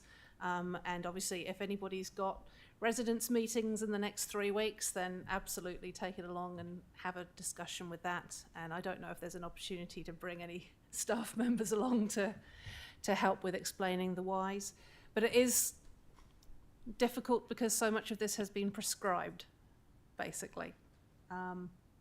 So the main question that I had, because I have already been asked it, is why 3 weeks? And the subsequent question to that is that none of our neighbours have actually gone out for consultation yet. In fact, Ashburton with their Mid Canterbury water idea and Waimakariri with their North Canterbury water idea appear to have barely put anything out in the public arena. Christchurch look like they'll be starting in a couple of weeks, and I know that this is a lot to do with the timelines. I'm just hoping to get a good answer, because this is something that's going to be coming up. Why 3 weeks, and why are we doing it so early? So I can answer the 3 weeks bit. So the legislation, as Julie referred to before, is slightly different, and so it suggests that we can do as little as 2 weeks, but then we've decided that we want to sit somewhere in the middle between the 2 weeks that the Preliminary Act prescribes or allows us to, and what our community expects, which is in that 4 week period space. In terms of the consultation timeline and why there is an urgency to do this now, it's related to that 1st of July date. If we are moving towards creating a water services council controlled organisation by that date, then we need to be undertaking consultation now so that we can make a decision on the 2nd of April. Do you want to add anything else? Or? To get Sharon to add to that. Yeah, I just want to add to the other component of your question about why us and our neighbours not being active. I would think it would be fair to say we had a good discussion at the local Water Done Well subcommittee about Selwyn having been leaders. And Murray England talked about the journey that Selwyn has been on in terms of leading the way and making good investment around water services delivery, since perhaps as early as 2014. And in terms of Selwyn Council, we continue to be those leaders. We're hearing clear messages, from central government around what they would like to see. We are well placed to think intergenerationally. We are well placed to be visionary, and you're seeing that in our future Selwyn, where we're looking to the next 30 to 50 years. And you can see as part of the consultation document, we have referenced the future Selwyn and wanting services to be set up that are fit for purpose, that are resilient for our community going into the future. So that is why we are leading. And Tim had a great article in today's Selwyn Times with some answers around some of those questions, and there's a little box that sat there that talked about that leadership that Sharon's just shared, which is, first to have UV treatment on all of our supplies, first to get a chlorine exemption, one of the first to have meters on everything and charge volumetrically. Like, we've just been in the space of trying to actually make sure that Selwyn district residents are served by water services in the best way possible. And so this is just a continuation of the last 12, 13, 14 years of doing that. I don't know, Tim, if you want to add any more, because I thought what you said there came across really well. Probably not much to add to that, Sam, other than to maybe reiterate what Sharon's saying. We're in a really good position at the moment. We've done a lot of work with DIA and LGFA, and we're in a space where we're partnering with them to create what I guess is going to be a blueprint for how councils might potentially set up CCOs going into the future. So we're moving fast, but we want to be first, and there's some good reason for that. And look, we're in a good space to do that. Sam, if I could just add one more comment to follow on from Tim's, if I may.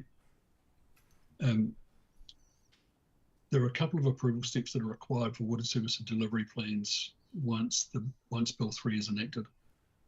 Water service delivery plans will need to be approved by the Department of Internal Affairs and then approved by the Minister. If there is any doubt as to the veracity of those plans, the Minister retains a power to direct councils to join existing CCOs. So on count one, we don't want to be directed to do anything. We'd much rather be masters of our own destiny. And on count two, by going as early as we are, we put ourselves in the position to be at least considered to be part of a conversation should the minister look to bring other councils and local authorities into an existing CCO that Selwyn has established. Thank you. Thanks for that, Murray. Sharon? Yeah, actually, I'd just like to go back to a point that Elizabeth asked earlier about whether the water CCO could be Legoimid. My understanding, and Julie, correct me if I'm wrong, but the CCO itself cannot be directly Legoimid. However, council can be Legoimid for information that is shared from the CCO back into the council setting. But in terms of an individual member cannot directly Legoimer a CCO. However, as information hits our inboxes related to the CCO, that can be Legoimid. Thanks for that clarity, Sharon. Megan? Kia ora. It's always really awkward waiting for your turn to talk about mana whenua position when it's been discussed already, because I don't know quite if people were representing mana whenua position or if it was a blurred line of people's interpretation of mana whenua position. So a little bit awkward, but I will share what I do know. So, and so with that, sometimes I find it really challenging to know who is speaking to who. Like, who's talking here? Because I know that from a Taumitu perspective, I'm the only person who has actually been mandated and appointed to speak on the local water done well in this district. And so it always raises a level of concern when I hear some decisions have been made. However, in this context, my understanding of the discussions that have been had, I feel quite comfortable with, because over the last week or two, I've had a high level of engagement with people in council. And so I feel comfortable with this one that I will be hopefully representing a position that absolutely aligns with what everyone else has said. And that is that when it comes to this consultation document, I've looked at it and I've talked about it with my colleagues. And if we were to say, look, this has to have a whole heap of things in this about mana whenua positions or bottom lines or what it means from a treaty perspective, the conversation's going to actually be markedly shift from what we're trying to consult on, which is actually what will be the entity, not who we're going to partner with and how we're going to partner, because that quite rightly is a shareholder decision to make in the future. And so this is a consultation document. It's none of those questions. And so that was the lens that I looked through this particular document. And what was most important from my understanding of the conversations I've had is that we absolutely wanted this referenced in the Waiora One Water strategy. And the reason for that is because that's all about the well-being of water and better outcomes for Te Waihora, which is fundamentally what we believe in. And that's front and centre, so that gets a big tick, and I go, great, the things that we really care about are there. Then I go, well, what is it? We're going to have the same concerns as every other member of the community. Are these wastewater and drinking water services going to be provided to us in our community? And is it going to be on a user pay system? Or is there going to be a profit model set up that we're all going to have to pay a whole heap of money to drink? And I think it's really clear in here that it's a user pay system. It's a model that sits well with all of us in this district. So that was when I looked through the document, and I've read it 3 times, thoroughly read it. I went, right, tick, that's got a tick. That's the other thing that we really wanted in there. And then,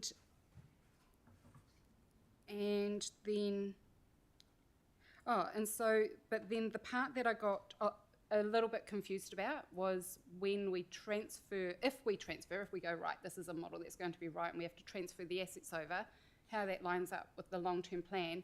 And I think it expressly has about 2 sentences in there about that says, essentially, it's very clear in here that those assets will transfer. So that kind of deals with our consultation requirements around that. Great. And then my next part that I wasn't quite clear about was when it comes around to 2nd of April for a decision, there's going to be public engagement, and I think I saw hearing. Yes, okay. And I wasn't sure, is that the local Water Done Well committee? Is that this? Is that going to be delegated? Or is that part of the consultation discussion, or is that going to be another decision to be made at some time down the line? It's full council that will be undertaking that. Thank you. So good document, well done. It's got everything that we wanted. Thank you, Megan. Lydia. I wanted to say thank you to the changes that you'd made in a really quick turnaround, noting that we didn't meet that long ago for the local Water Done Well committee and discuss some changes, and I appreciate the quick turnaround for that, and in particular the information on LGFA funding or loaning information, which will provide some more clarity to our community. And I actually only had one question, which was just at the back of how do I provide feedback. It says selwyn.govt.nz/yourwater, which leads you to one of our council pages. Generally, everything else, most of our consultations are on Your Say Selwyn. So will there be a link there through to Your Say Selwyn? Yes, absolutely. So that's being worked through. I think that talks to the time frames we're working to, but the team have been working away at making sure that all runs the way that it usually would. Cool, thank you. Anything else the team wanted to say on the consultation document? No? Mover and seconder for this? I think we had two already, did we? Shane and Sophie, did you move and second, I think, earlier? No further discussion. All those in favour for the three recommendations say aye. Anyone against? Declare it carried. Thank you. Thanks, Murray, online as well. Thank you, Sam. Thanks for the chance to being heard, and thank you to the councillors for your input. Thank you. Next item is tab 11 of today's document, page 64. It's the adoption of draft council stormwater drainage and watercourse bylaws 2025. Tim. And Joe. Tim and Joe. I'll make my apology for Murray, England. He should be sitting here instead of me, but he is unwell at home today. I'm not going to say much, but it seems unfair to make Joe sit up here by herself, so I'll stay here and keep her company.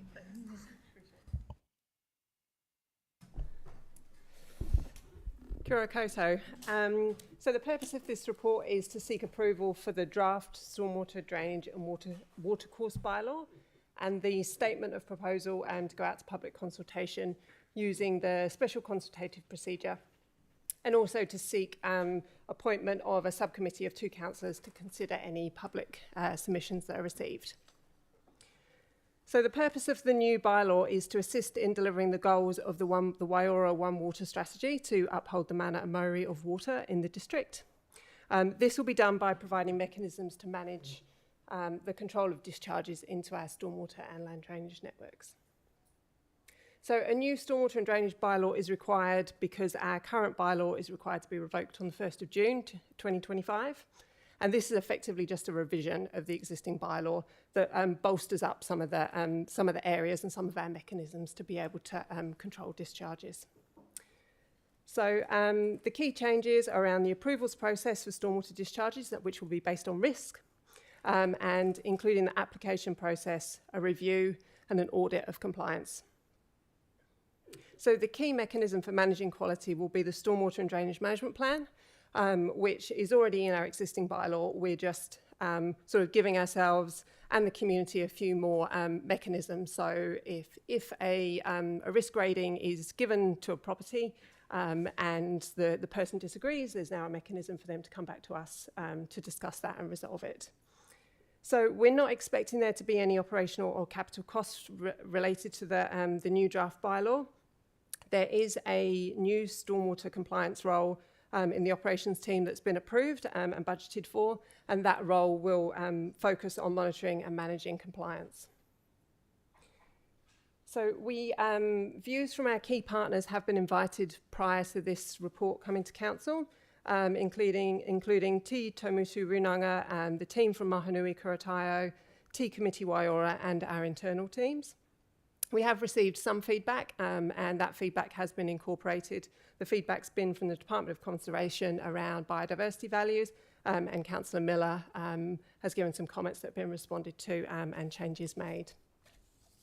So it's proposed that the draft bylaw goes out with a special consultative procedure starting on the 17th of March for 4 weeks, and we're proposing that hearings are on the 28th and 29th of April before coming back to Council on the 21st of May. That is the last meeting before the existing bylaw is required to be revoked. And just to say that under the Water Services Bill, there is a requirement for Council to review all Water Services bylaws within 2 years of the bill becoming law. So if that bill is enacted, there will be another opportunity for us to review this bylaw and incorporate other granted consent conditions for stormwater and land drainage, and any future standards such as a new stormwater standard should that be come into effect.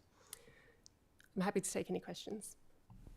Thank you. Recommendations are there in front of us. There's just one point, the last one, which talks about 2 councillors supporting staff through the hearings and deliberations and bringing a report back. The next item on our agenda has 3 councillors sitting there. We can choose a different number for each one, but I think 2 is enough to be able to do this work, and would just seek people to volunteer for the role of being on. We've both got this stormwater drainage and watercourse bylaw, as well as the dangerous, affected and unsanitary buildings policy. They can be the same people or different people. One's for, at the moment we're only going to be talking about this bylaw, but just to keep in the back of your mind, there's another process where we'll need another 2 people, or 3 should the council decide in a moment. Thank you for that. And first speaker is Deborah. Thanks, Joe, for the report. Look, I've got a query on, it's page 129 of Diligent, and it's under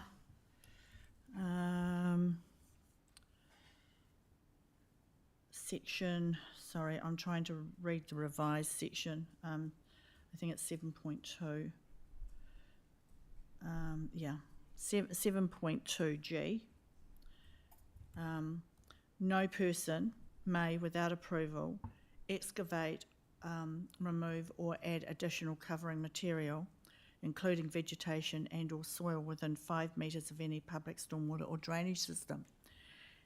And then if we go on to page 131 of Diligent, there is a section 9.3 where it says the deposition of spoil under AI, where it may be deposited in the immediate area of the spoil. This is often within 5 metres of the bank. So when you're doing drain cleaning, you are allowed to deposit, and over time it builds up, and it's got to be cleared. And I couldn't see it in this, but there is a policy that enables landowners, if they so choose, to actually dispose of that if it's on their land, on their private land. So I just wondered whether some clarity around those 2 points may need to be put in place, given that we do have a policy about landowners being able to remove that spoil at their own costs. Thanks for pointing that out, Deborah. Yeah, we can have a look at that and either make some adjustments if necessary. Thank you. Thank you. Lydia. This isn't necessarily about the finer points of this, but I'm interested, and it's just something that sparked my mind, is how many existing premises, medium or high, will have to apply for approval to discharge. So just noting on page 120 under point E, there's a note. And so are you looking at people having to reapply for conditions once this bylaw is in place? So part of creating this bylaw, we're trying to anticipate conditions of our network discharge consents that are yet to be granted. But we are expecting we'll get to the stage where, and we'll do this on a risk basis, we'll start with the highest risks, that we will need to go around and start working with those high and then medium later risk properties that already discharged the network and start having a look at their practices. And yeah, so eventually, it's not going to be immediately, but yes, So that's we don't have that number. no, we don't. We haven't done that exercise yet. Okay, no. cool. And I was interested in how many enforcements do you issue a year? I would say at the current moment, probably not very many. But with the new compliance role coming on board, we'll have a lot more resource in that area. Okay. I'd be interested to sit on this.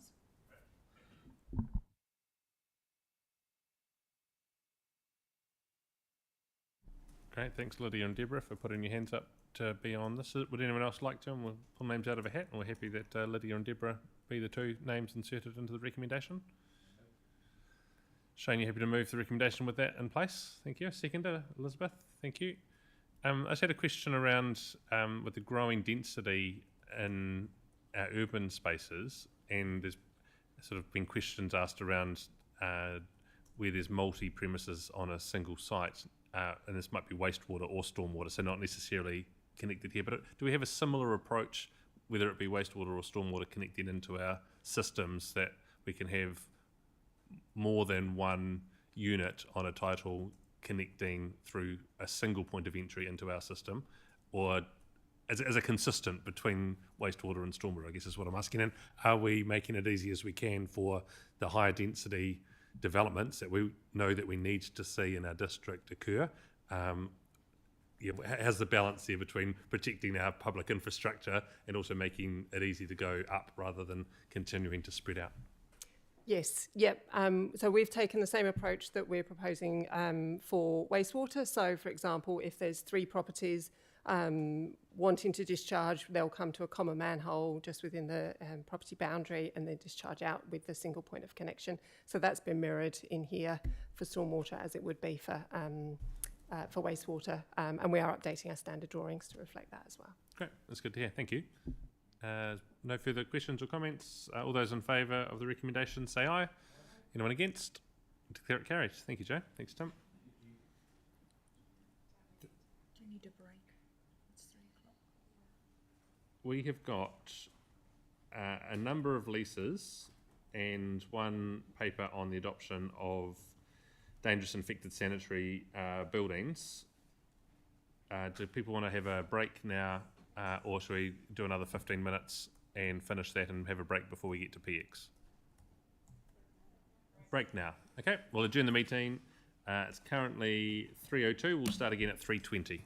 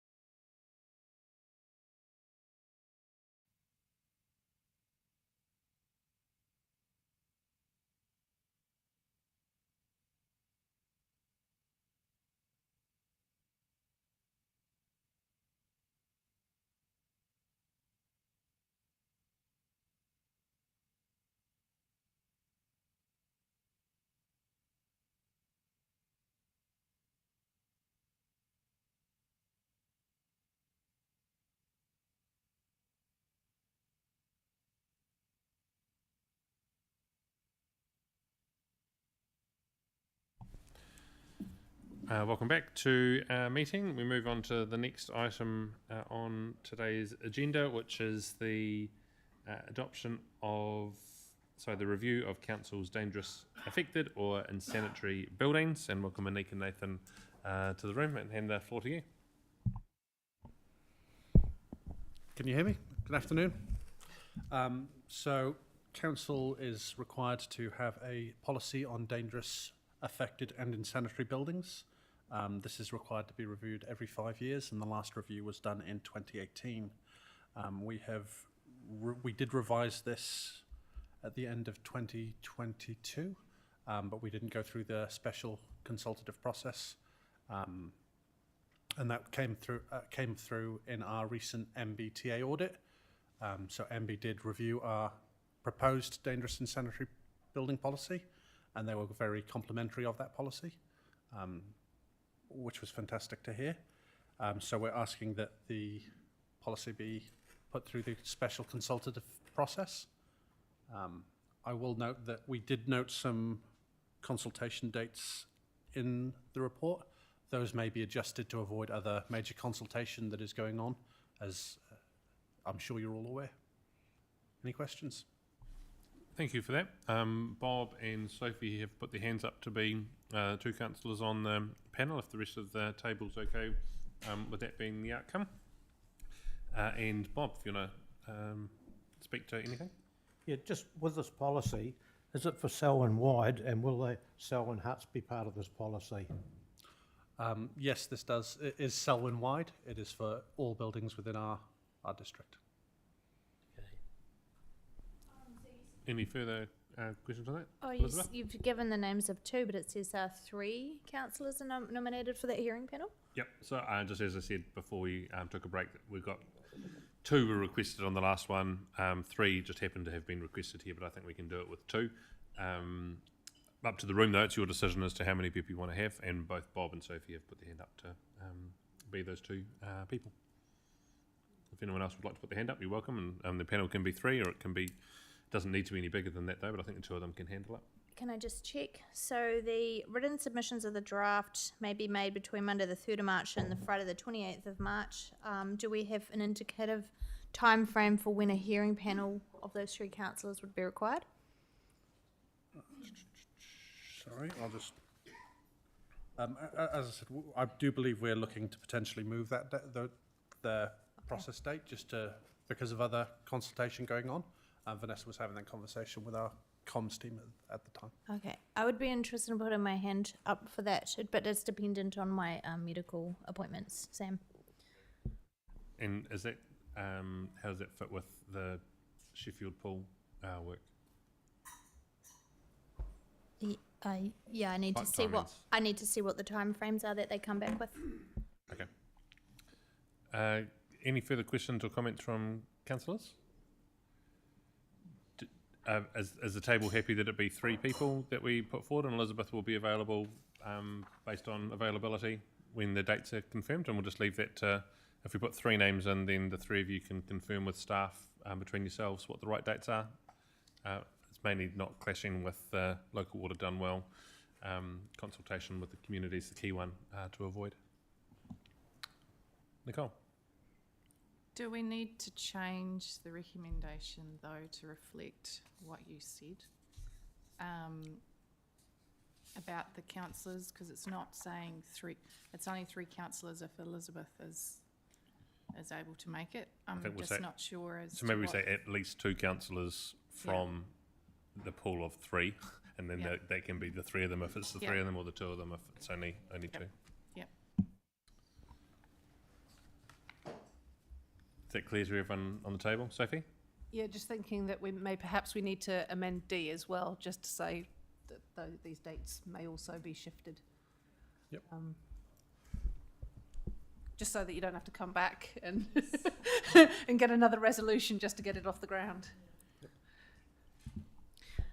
Sorry, just a wee note. Yeah, it is very much intent to obviously try and aim to do this between Water Done Well consultation, and depending on where the Selwyn Huts one is, stay away from that one as well, because the potential conflicts that may occur as part of that process.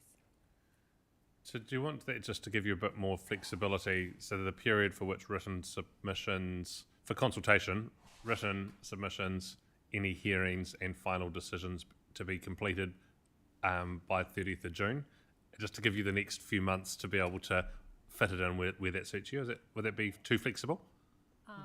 No, I think that's fine. It's just about making sure don't interfere with other big consultation. So I think the expectation from us was you'd complete it over the next 4 months and have the process brought back to us by the end of this year. Does that fit in with the requirements from MB around the timeframes? Yep, so we are slightly overdue, but we've got some legal advice that our former policy on dangerous and sanitary buildings still stands. Yeah. So it hasn't lapsed. So 30 June would work fine for you, Yep. 30 June 2025? Yep. Yeah, cool. Great. Mover and seconder for this paper. Phil, thank you. Seconded Lydia. All those in favour say aye. Anyone against? Declare it carried. Thank you very much to you too. Great, thank you. Thank you all. And push my button for a question. Oh, sorry, Elizabeth. I hadn't looked down. Oh, yeah, sorry, before you guys go, I just wanted to ask, you've got any special historical character or culture value of the building? What is the current best practice model for a heritage building that obviously you found that there's some issues with, so that they're retaining, we're not basically losing heritage building because the person hasn't been able to financially afford the upkeep? So you've got multiple roads of back to compliance if a dangerous and sanitary building is noticed. It does depend on whether it is considered dangerous or merely insanitary, and also the public use of said building. So this is often combined with a notice to fix that will lay out compliance pathway, but it depends on what the issue is. So is there more additional protection for a historical or cultural value building than what you would have for something that's not, so that we don't end up losing those heritage properties? It would be considered, but the dangerous and sanitary aspects are quite clear under the Building Act. So it does list what can be considered dangerous and sanitary or affected, and that's where the considerations would be. Okay, thank you very much to the two of you, and we appreciate your expertise on this. Ta. Thank you. Have a wonderful day. The next item is tab 13 of today's agenda, page 161, and it's the authority to grant leases over recreation reserves. Rob, welcome to the table.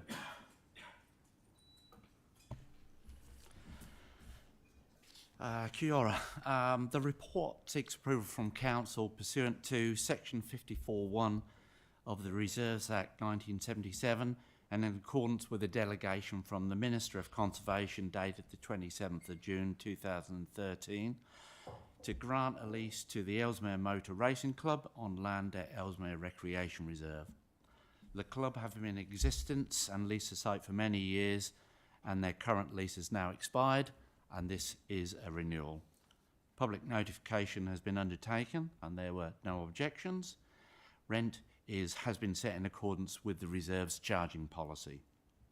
Happy to take any questions. It's great. Mover and seconder for this report, Shane and Lydia, thank you. And questions we have, Elizabeth.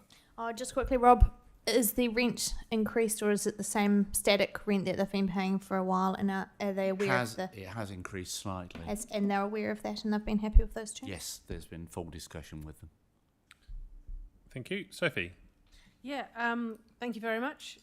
Random question. So is that rent of $681.36 for an entire year? Yes, correct. Wow. I need to rent me a reserve. And the other thing is just, I guess, being a little pernickety to note that under the climate change considerations, it's a motorsport event. So obviously the burning of fuel does have climate change. But on the other hand, it means that a reserve is actively being used. So there's good stuff there. But the way in which it's being used is a consideration. Yeah, understand. Thank you. Thanks, Sophie. Anyone further? Okay. All those in favour say aye. Anyone against? Declare it carried. And the next one is dedication of local purpose road reserve and legal road in Guinea Drive, Prebbleton. Kia ora. In 2016, the land referred to in the report was vested in council as a local purpose road reserve pursuant to resource consent RC 155227. Further residential development in this area is now planned, and the local purpose road reserve is now required to be vested as formal legal road to connect Guinea Drive and the new Hamptons development. To dedicate this local purpose reserve as legal road, a resolution from council is required pursuant to section 111 of the Reserves Act 1977. Legal advice has confirmed this approach. I recommend the report to council. Happy to take any questions. Thank you. Mover and seconder. Bob, thank you. Seconded. Phil. Any discussion? All those in favour say aye. Anyone against? Oh, Nicole. Got to be quick with that light, man. No, I was. Your turn. Thanks, Rob. So, you put section 4 on the proposal bit, and you've put B. There is a small risk that LINZ may give, given its current reluctance to accept dedications, refuse a dedication under blah blah blah blah blah. Yes. Do you actually think that's going to be an issue this one time around? Or No, you don't it's know? just- What have they been up to that it's not as you have been expecting? It's just a process that LINZ have queried the way in which our solicitors have been dealing with some of the matters. So the solicitors said there is a slight risk of this happening, but the legislation is quite clear. So we would leave it up to the legal teams to argue that with LINZ if they needed to, but we don't anticipate any problems. Okay, thank you for that clarification.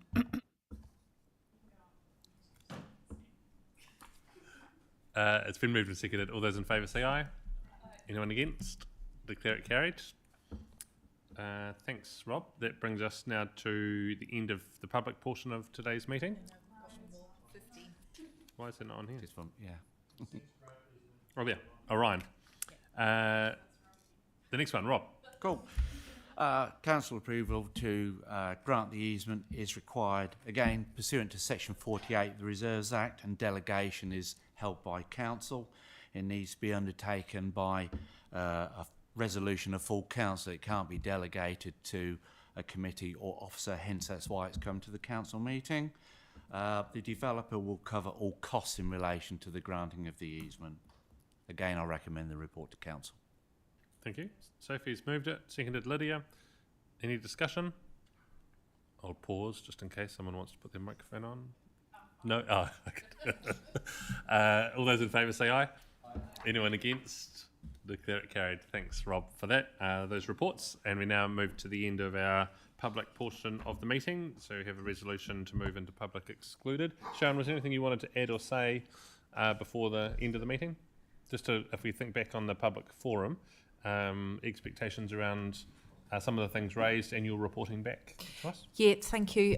Tim went and connected with the with Robin and Brian before they left, and the team will connect in with them to take them through Pines and arrange to show them some water testing, and we'll give a fulsome response, but we'll work closely with them, and a fulsome response will come back via the CEO report. If the fulsome response requires more than something in the CEO report, we may prepare a paper. Depends on the technical advice given. Does it cover the table's expectations around reporting back from that public forum?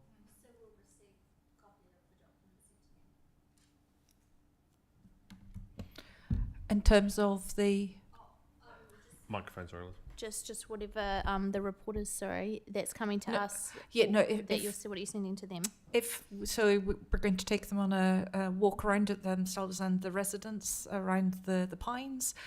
We will share the water results with them, and depending on the technical advice, if it needs to be a more fulsome report than something just included into the CEO report, we will bring that report here to council. Thank you, Sharon. Resolution to exclude the public. Mover. Thanks, Bob. Seconded, Nicole. All those in favour say aye. Anyone against? Declare it carried.